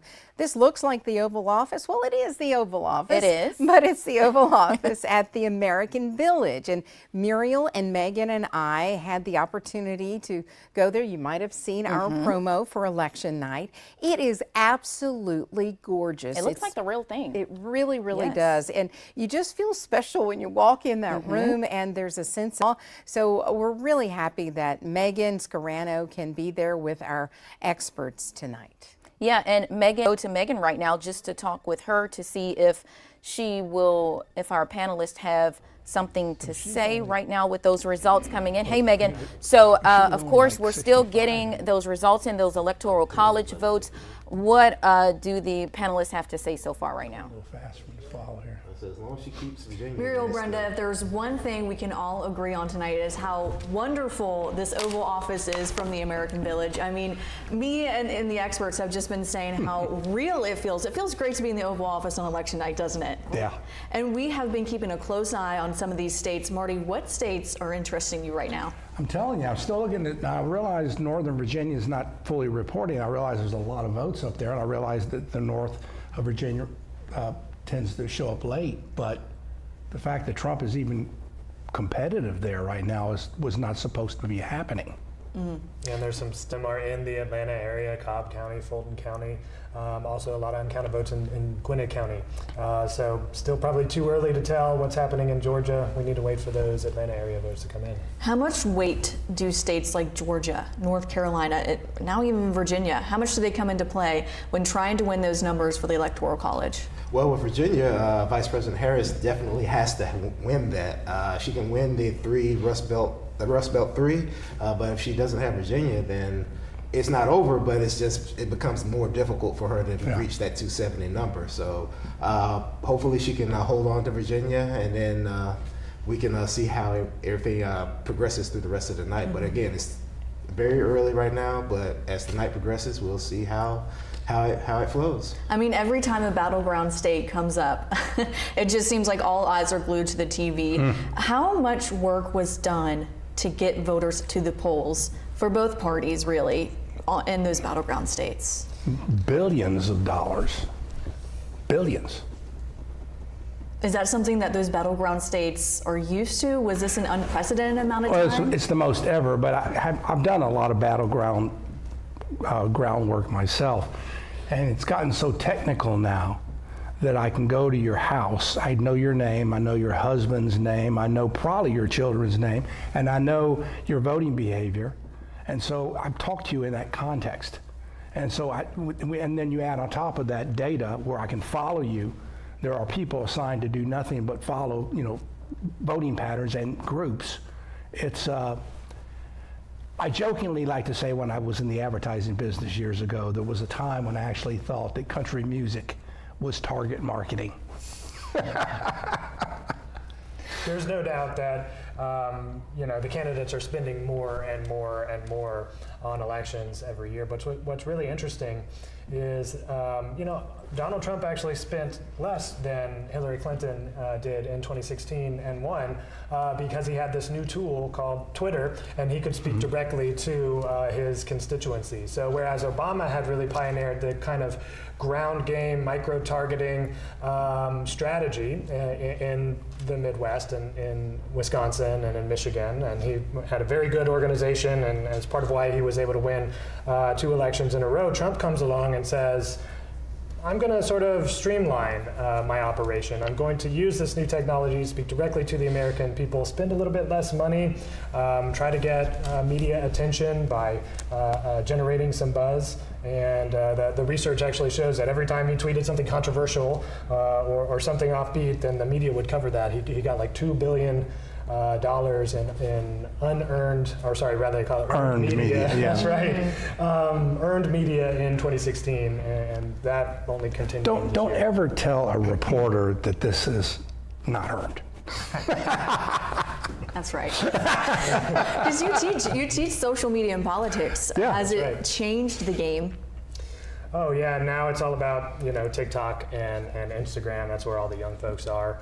And as part of why I've become so concerned with some of the narratives that people are putting together on these sites. We've entered sort of a new era when it comes to our collective storytelling tendencies, right? And that's part of, I think, why you see some of these conspiracy theories emerging around, for example, the hurricane that hit Florida, that it was engineered by the government, that type of thing. They're becoming more and more common.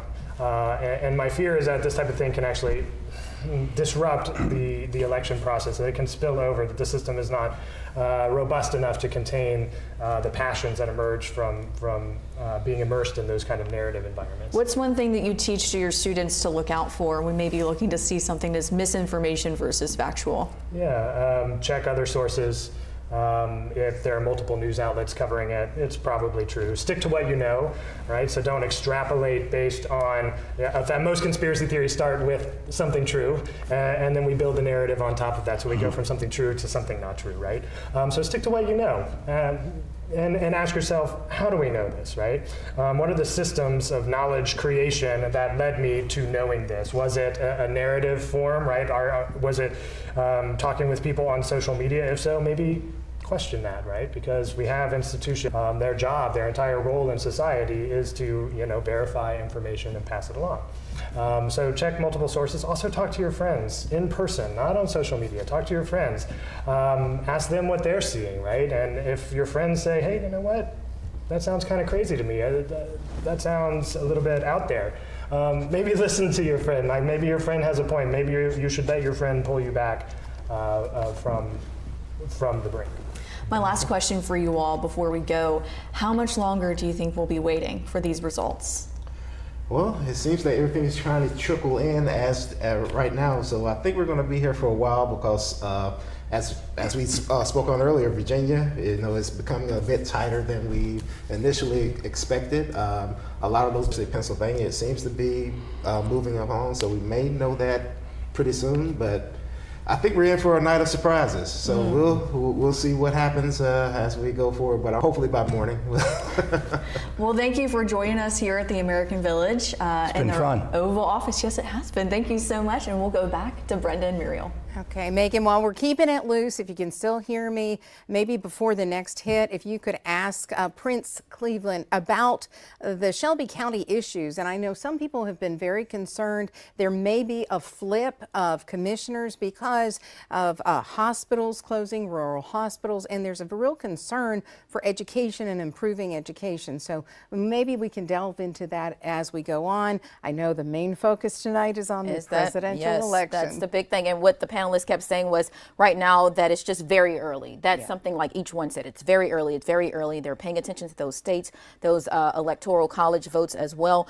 But now we want to move on to another crew that we have out actually in St. Clair County. We have ABC 3340's Austin Pratt out there right now at a polling location in Pell City. And Austin, voters there have about 15 minutes left before those polls close at 9 o'clock. What is it looking like out there right now? And Muriel, like you said, just 15 minutes, and thankfully the long line that was behind me earlier and for most of the day is completely gone now. There's just a few people standing right next to the door. This parking lot right here was full of cars all day, now completely empty. I will say in the past 30 minutes or so, we haven't really seen many more people coming to vote. It was just getting those people that were in line from earlier in the night through the polls and out the door. Now that's about all we have here right now in Pell City. Back to y'all. All right, thank you, Austin Pratt in Pell City in St. Clair County, keeping an eye on the voting, the late voting there. If you're just joining us, we are on a stream. We're keeping it kind of loose. This is a behind, but right now we want to update you on some national issues and numbers. Let's go to Kayla Gaskins. Here at the official Trump campaign watch party in West Palm Beach, Florida, the room is starting to fill up, and as more people arrive, you can feel that energy really begin to shoot through the roof, especially when they start to call states for the former president, as they did with Indiana earlier this evening, and as they did not too long ago with South Carolina. This room really set up for a party. This crowd hoping this turns into a victory celebration throughout the night as those results continue to come in. But I did have the chance earlier to speak to some people on the ground here and ask how they were feeling, and there was answers that I got anxious and scared. So along with the excitement, there is a lot of nerves because a lot is at stake with this election. As for the former president, earlier today, he did cast his vote in person at around noon on Palm Beach Island near his home, Mar-a-Lago. At that time, he took some questions from reporters. He was specifically asked if he would concede should he lose the election, to which he answered he would be the first to acknowledge he lost if it was a fair election. He also added that so far the election does seem to be fair. Donald Trump is watching the results come in at Mar-a-Lago right now with his family and close friends. Not too long ago, we learned Elon Musk is spending the evening with Donald Trump, watching those results come in as well. Musk turning into a pretty big supporter and donor of the former president, especially recently. After he spends his time at Mar-a-Lago, Donald Trump will come here to the Palm Beach Convention Center where he'll address this crowd. That's the latest from West Palm Beach, Florida. I'm Kayla Gaskins. All right, and an interesting update there. She actually said that Elon Musk was there with former President Donald Trump watching these results come in. But now we want to go to the Harris campaign. ABC 3340's Atra El-Nashar is there on the campus of Howard University there for Harris's campaign. I'm Atra El-Nashar at Howard University, Vice President Kamala Harris's headquarters for the night and her alma mater. Supporters, alumni are starting to show up here. People are getting excited. They're getting a bit antsy, wanting to learn results. But the campaign is saying that it's going to be a long night. It could be a long couple of days. And as polls close on the East Coast, they're starting to shift their resources, their volunteer energy, to phone banking and reaching out to voters on the West Coast, where polls will still be open for a bit now. They want to make sure that not that they have support on the ground, but that their supporters have a plan to get to the polls. Maybe that they'll bring a neighbor or a friend to the polls with them. As far as results that we're seeing so far, a campaign source is very pleased with some of the turnout and numbers that they're seeing, even in states that they're not expecting to win, like Iowa, like Indiana, but they are staying extremely cautiously optimistic. They don't want to get ahead of themselves. Remember, this entire campaign, just 3 months long or so, they've seen themselves as the underdog. Yes, that confidence has risen a bit in this last week, but they want to keep cool heads, remind supporters to stay calm and to stay patient, because we will certainly be in for a long night. In Washington, I'm Atra El-Nashar. And we want to right now take you to the latest numbers in our newsroom for the presidential race. You can see with 24% reporting versus 47% the popular vote there, that is national results. And if we can show the Alabama numbers with 20% reporting, 66% for Donald Trump. This race has been called, and Kamala Harris 32%.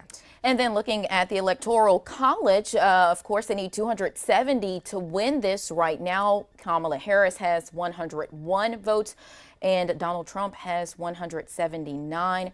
Of course, since we've been getting these results, Donald Trump has been coming in with the higher number here for the Electoral College. Of course, as everyone said, including the panelists, it is just still very early, and we are just waiting as these results continue to roll in. And all of us are paying attention to these states to see who gets what. But it's very interesting tonight. A lot of eyes are on Pennsylvania right now. That is a big swing state with a lot of electoral votes there.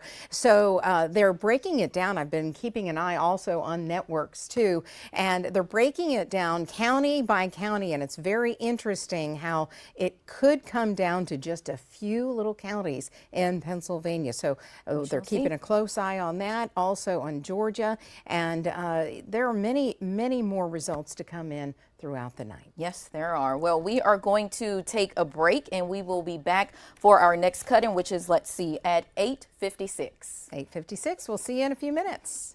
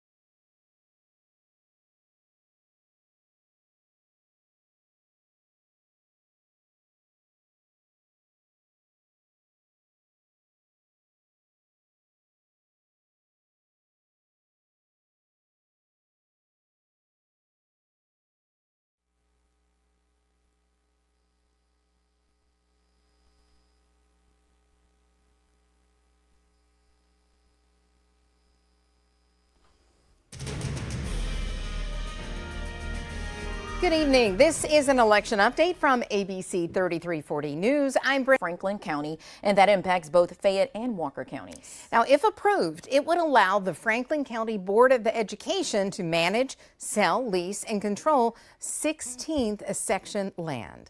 The land in question is at the intersection of Highway 13 and Interstate 22. Potential uses for the land include a hotel or truck stops like you would find on other exits. Well, we've got new numbers right now on this vote. The Franklin County School land 2% reporting right now. The no votes are ahead with 73% over the yes votes, 27%. That is the transfer of Franklin County School lands. Now, a special tax is on the ballot also today in Coleman County. If approved, there would be a 15% countywide sales tax on medical marijuana products sold at future dispensaries, on top of the already existing taxes. That means a total of 33% tax on medical cannabis in Coleman County. Now, new numbers just into our newsroom show when it comes to that vote today, so far 51% say yes, 49% voting in no, and right now just 18%. Ballot in Tuscaloosa County could reverse decades-old bill if approved. A special tax district was created in the late 1940s in an area that was nicknamed today, and those who live in that area pay property taxes for the Tuscaloosa City school system. Let's look at those numbers to that amendment. 41% reporting. It says the yes votes, 78%, to limit those taxes. And we have been tracking elections all day for you, and we will continue to do so. And our next local update will come in less than 30 minutes at 9:24.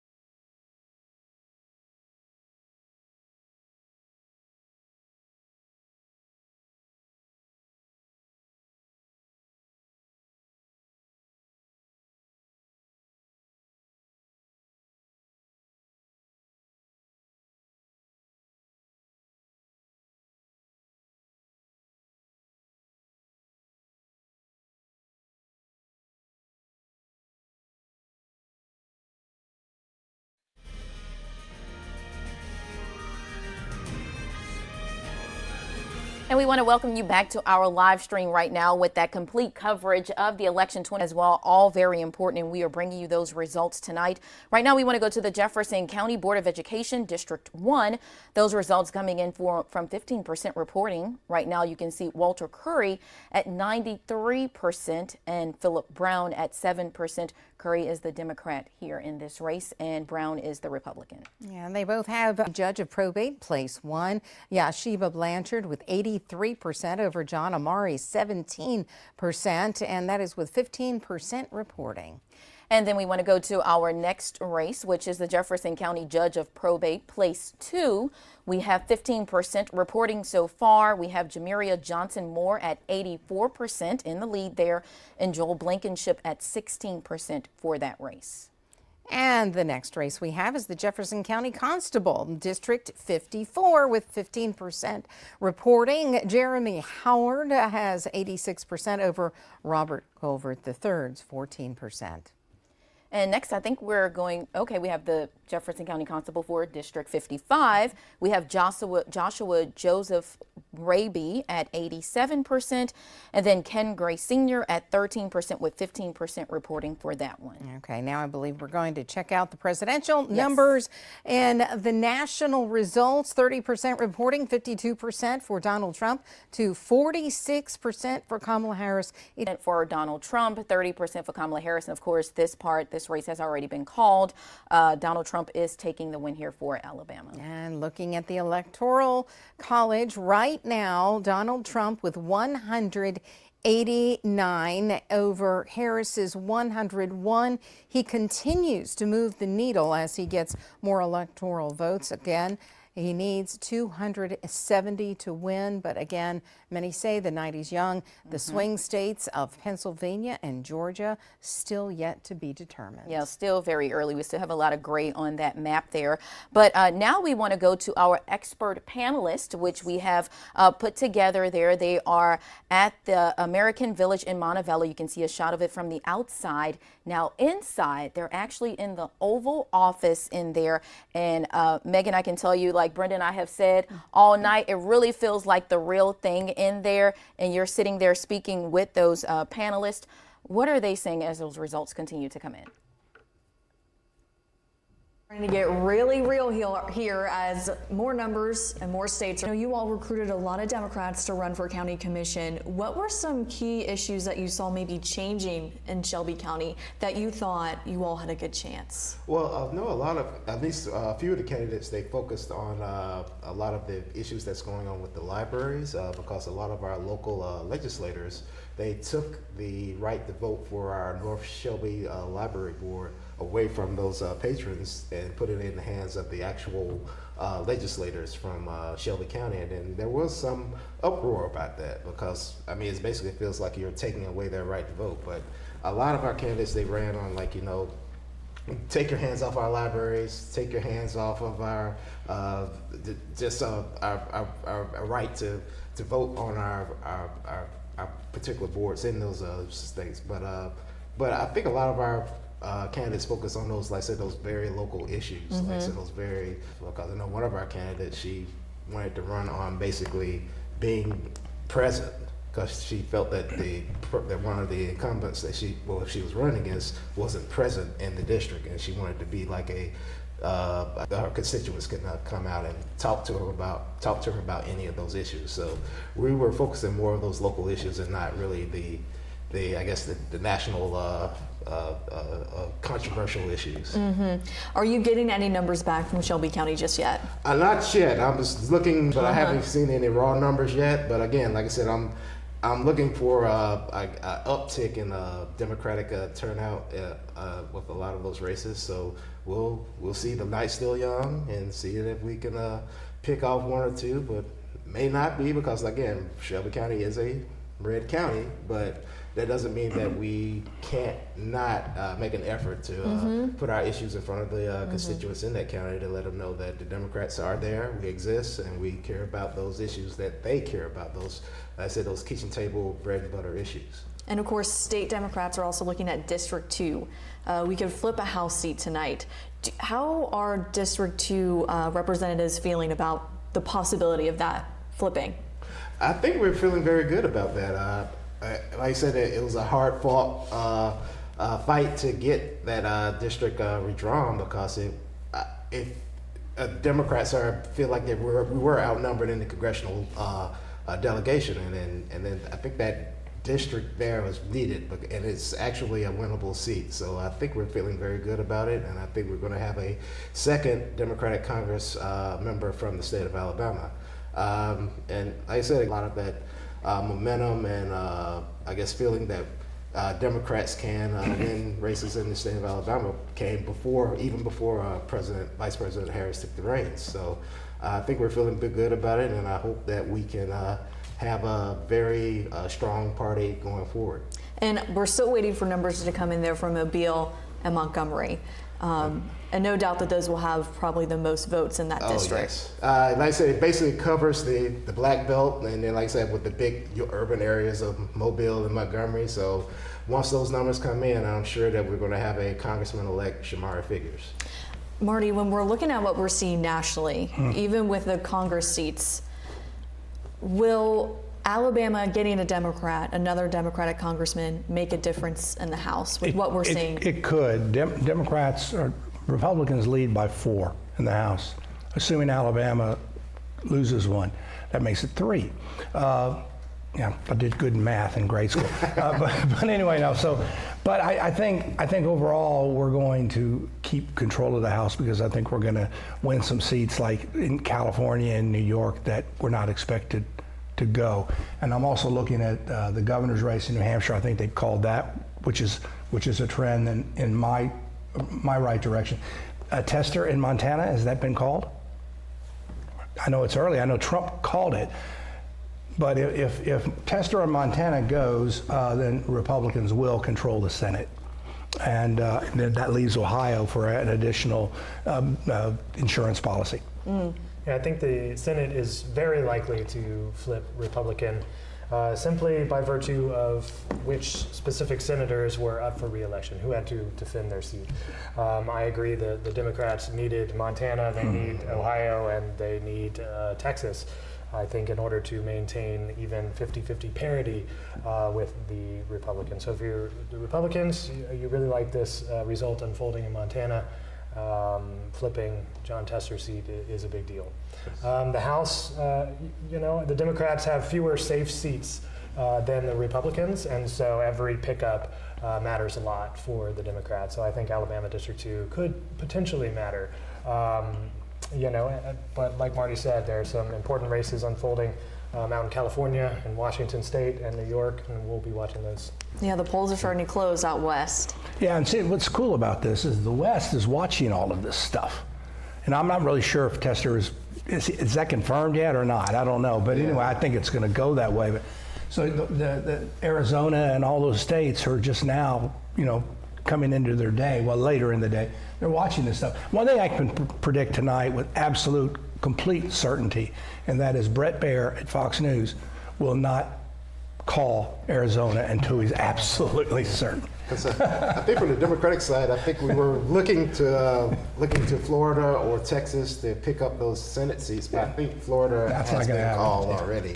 And of course, President Trump, former President Trump has already won Texas and Florida, and I think that the Texas Senate race hasn't been called yet, but it's looking very good for Senator Cruz right now. So it may be a Republican Senate, but again, it's still early, but the way that things are trending is looking more Republican. What's the impact? Is there any impact to West Coast voters? I think that's an interesting call. Was so controversial because it was yes, Arizona went for Biden, but yeah, I mean, you when you're down to a race in, let's say, Nevada or Arizona that might be a point and a half, and you hear something that's happening on the East Coast, for example, and you say, well, I'm a voter, I'm a Democrat voter in Montana this very minute, and that voter is thinking, well, let's say an hour and a half ago, that voter's saying, oh man, so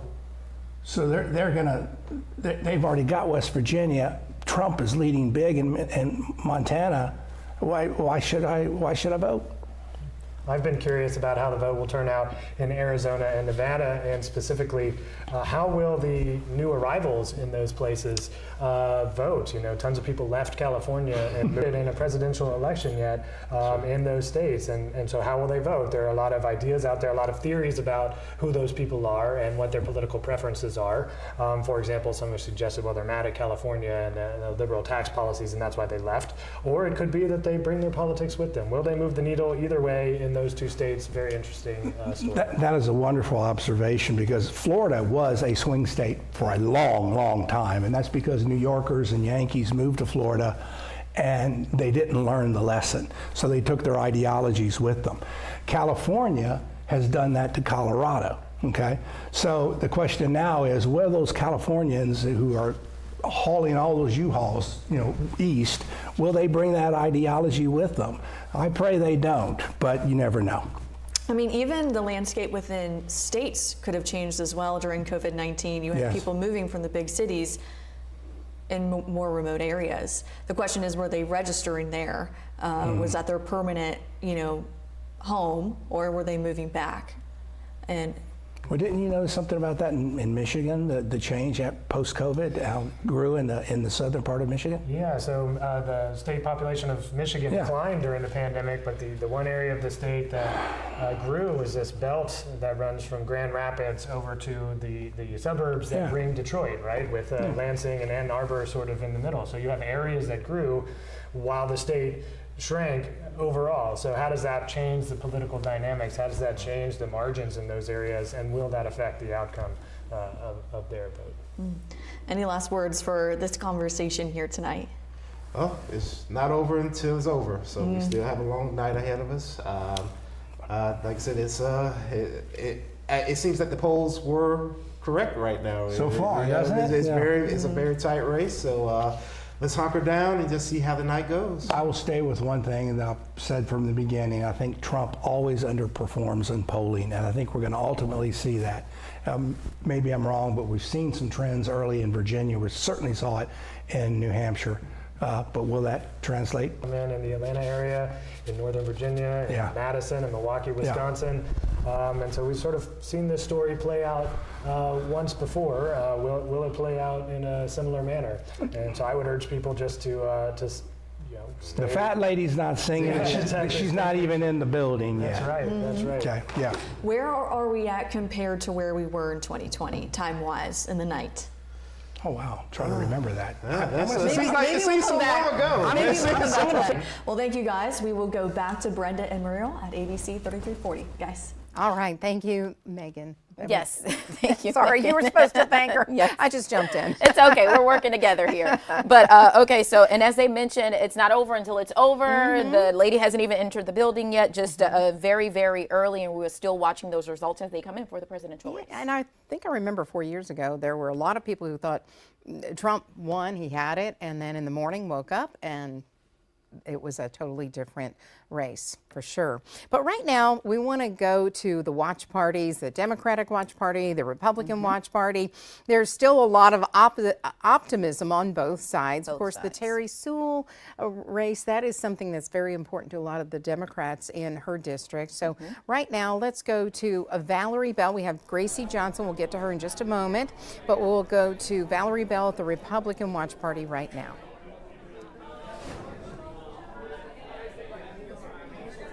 Hey, Brenda, as you mentioned that word optimism, that's still something that I'm hearing from everyone here, optimistic. Now, again, we have candidates here, we have supporters here, we have some, city and county leaders that have been stopping in as well. This has just been kind of a come and go type thing. So you can see we're still have a lot of people here. There's a few other rooms where people are watching. There's TVs pretty much everywhere. Now what you're seeing right here is, these people gathering, watching these screens very closely. Again, a lot of people here are really pulling for the presidential election results to come in tonight and have, that word. Obviously, they are rooting for Trump here. However, a lot of the local races as well that they're keeping an eye on, particularly in Jefferson County. We spoke with Jefferson County Commission President Jimmy Stevens a little bit ago, and he was just talking about, whether it's a Republican candidate or a Democratic candidate, that whoever is elected, they need to work together as the county. And that was something else that, a lot of people were echoing here when talking about these local races and how it impacts people. Stevens also mentioned, being out in the polls in his district today and seeing a lot of people there. That's something that Alabama GOP Chairman John Wall talked about earlier, just seeing the turnout in this election. A lot of younger voters as well. The young Republicans of Alabama, have helped put on this event and hosted this event along with the Alabama GOP, and just emphasizing the importance for everyone to get out and vote, especially those young voters, the future generation. Again, we've said it time and time again, people here are feeling good. They're feeling very optimistic. Eyes are on the big screen as they're waiting for those results to come in, as those election results are becoming available, watching very closely, having conversations with one another as people are, coming and going here and watching those screens and waiting for those election results. Now, things are very mellow here right now. You can see just a lot of people sitting around having conversations, watching those results. A very low-key environment, but, still a lot of excitement here as well. I want to send things over to Gracie Johnson, who's at the Democratic Watch Party. Gracie, how's the atmosphere where you're at? What does it tell you, Donald Trump? Valerie, right now we are seeing more people come in. I mean, right now the crowd is packed. It's standing room only where they are watching the votes roll in real time. Now, I heard Brenda mention earlier about the race with Terry Sewell. She is one of the people hosting this watch party right now. I was just looking on my phone. She is very much leading her race with 74%. I know that the anchors have been bringing you guys that information, but I also saw her walking around, making her rounds here, and you can see the excitement that she's sharing with people of the night tonight. Now, I've also seen several other Democratic people elected and candidates here in the area. They are also just so excited to be here tonight. Everyone, even the people, the supporters here just watching the votes roll in, they're all very excited for what is happening. Now, when they see Vice President Kamala Harris take the lead in a state, you can hear them cheering loudly. They get the crowd gets wild. I was hoping that it was about to happen right there, but it didn't. So we will be here all night tonight, continuing to bring you live coverage from the Democratic Watch Party here in Jefferson County. Back to you guys. Great job, Gracie. I have to give kudos to our teams in the field. They have been working all through the night. We're going to continue to work late into the night, and they are staying on top of this election for you, and I'm just very proud of them. And speaking of our team, we have ABC 3340's Erin Wise. She is in the studio right now, and she is following the U.S. House District 2, that newly drawn one in South Alabama. And Erin, just looking at these results right now, it looks like Dobson is in the lead. Muriel, that's right. That's with about 20% reporting right now. And these numbers, 38,000 for Dobson, 27,000 for Shamari Figures. Now, as you were mentioning, this is the newly configured district. It was meant to be an opportunity district for Black voters in that area to have a better chance to elect someone of their choice. Now, looking at the data right now on our website, you can find this information on our website.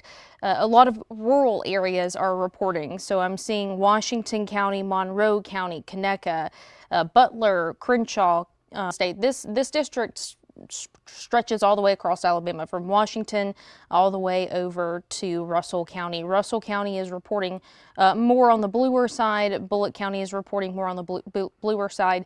The biggest thing right now is Montgomery and Mobile are not reporting right now. Those are the big metro areas of that district. So we'll continue to keep an eye on exactly what goes on there. I do want to flip over because we keep talking about the importance of this race, the possibility of flipping a House district here in Alabama, and the national implications of the Republicans trying to hold on to those districts. So I'm looking at the numbers on our website. 88 U.S. House districts are going Democrat right now. 128 are going Republican. 219 to be called. Brenda, Muriel. All right, Erin, thank you for that. And of course, as you mentioned, we are waiting to see when Mobile comes into this, because that it's living out there. I reported there for 4 years. That is a very, very populated area. So it'll be interesting to see how those results kind of come in. The numbers could definitely change as the night goes on. And speaking of that, we're going to take a little break right now to go back to our on-air cut-ins, what we call. We're going to take a break from the stream, but we will be back.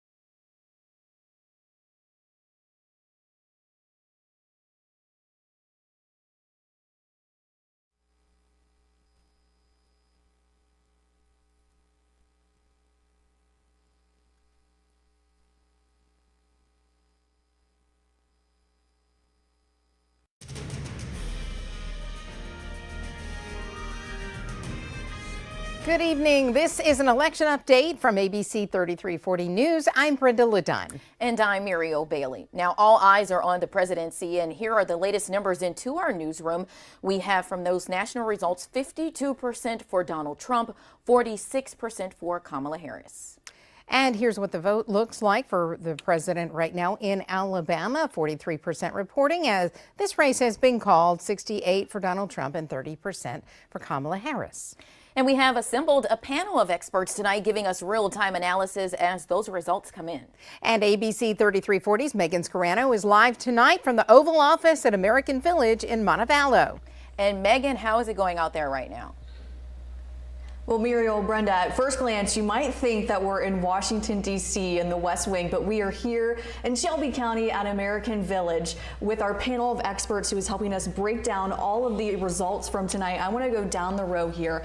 Just tell me how we're feeling so far in the night.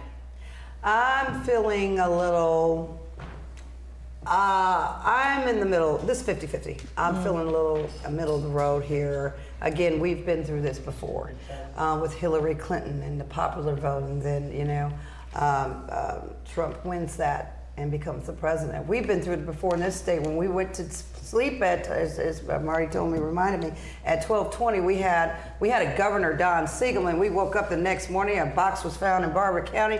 We woke up with a Bob Riley as governor.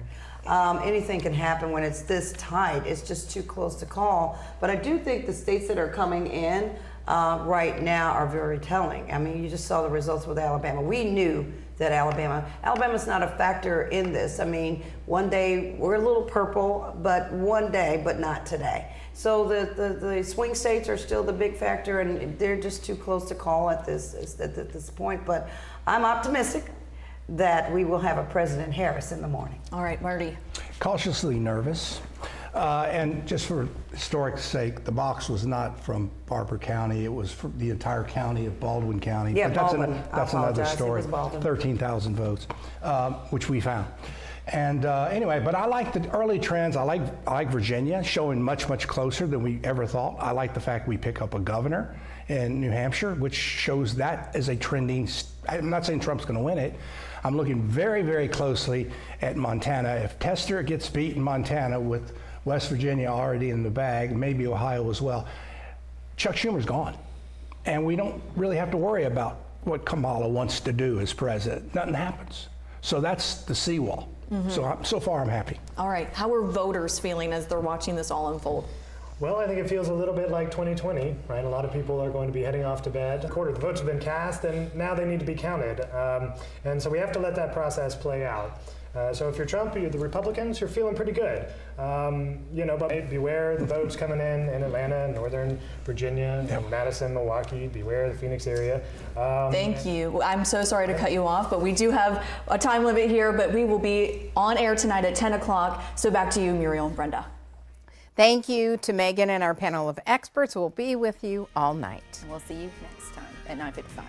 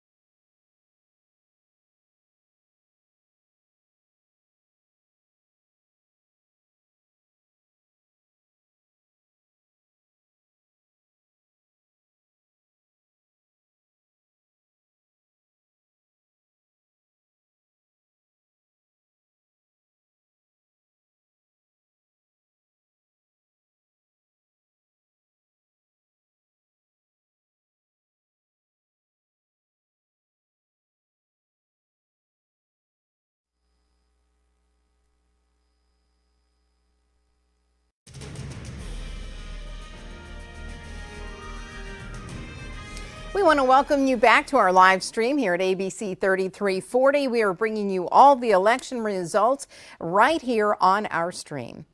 And we want to go to the latest numbers into our newsroom for the race for president. Right now, nationally, we have 50% coming in for Kamala Harris, and right now this is 38% reporting. That's right. And we also want to look at the Alabama numbers. As we've told you throughout the night, Donald Trump is the winner, or the projected winner here in the state of Alabama. We want to get to those electoral votes. And that's what we're really all eyes are on. This, of course, they need 270 to win 10, and former President Donald Trump coming in at 201. Again, it is still very early. Our expert panelists, they've been saying this all night, still very early, but all eyes are on what states these candidates get tonight. I was looking up, and I do believe that Iowa was just called for Donald Trump. So a very interesting night, a lot of energy on both sides, the Democratic Party and the Republican Party. We're going to be here throughout the night to help you understand what it is that is important in this election, and also bring you the results, which is the bottom line to all of this. And we will be back at 10 o'clock. Yes, we will see you then.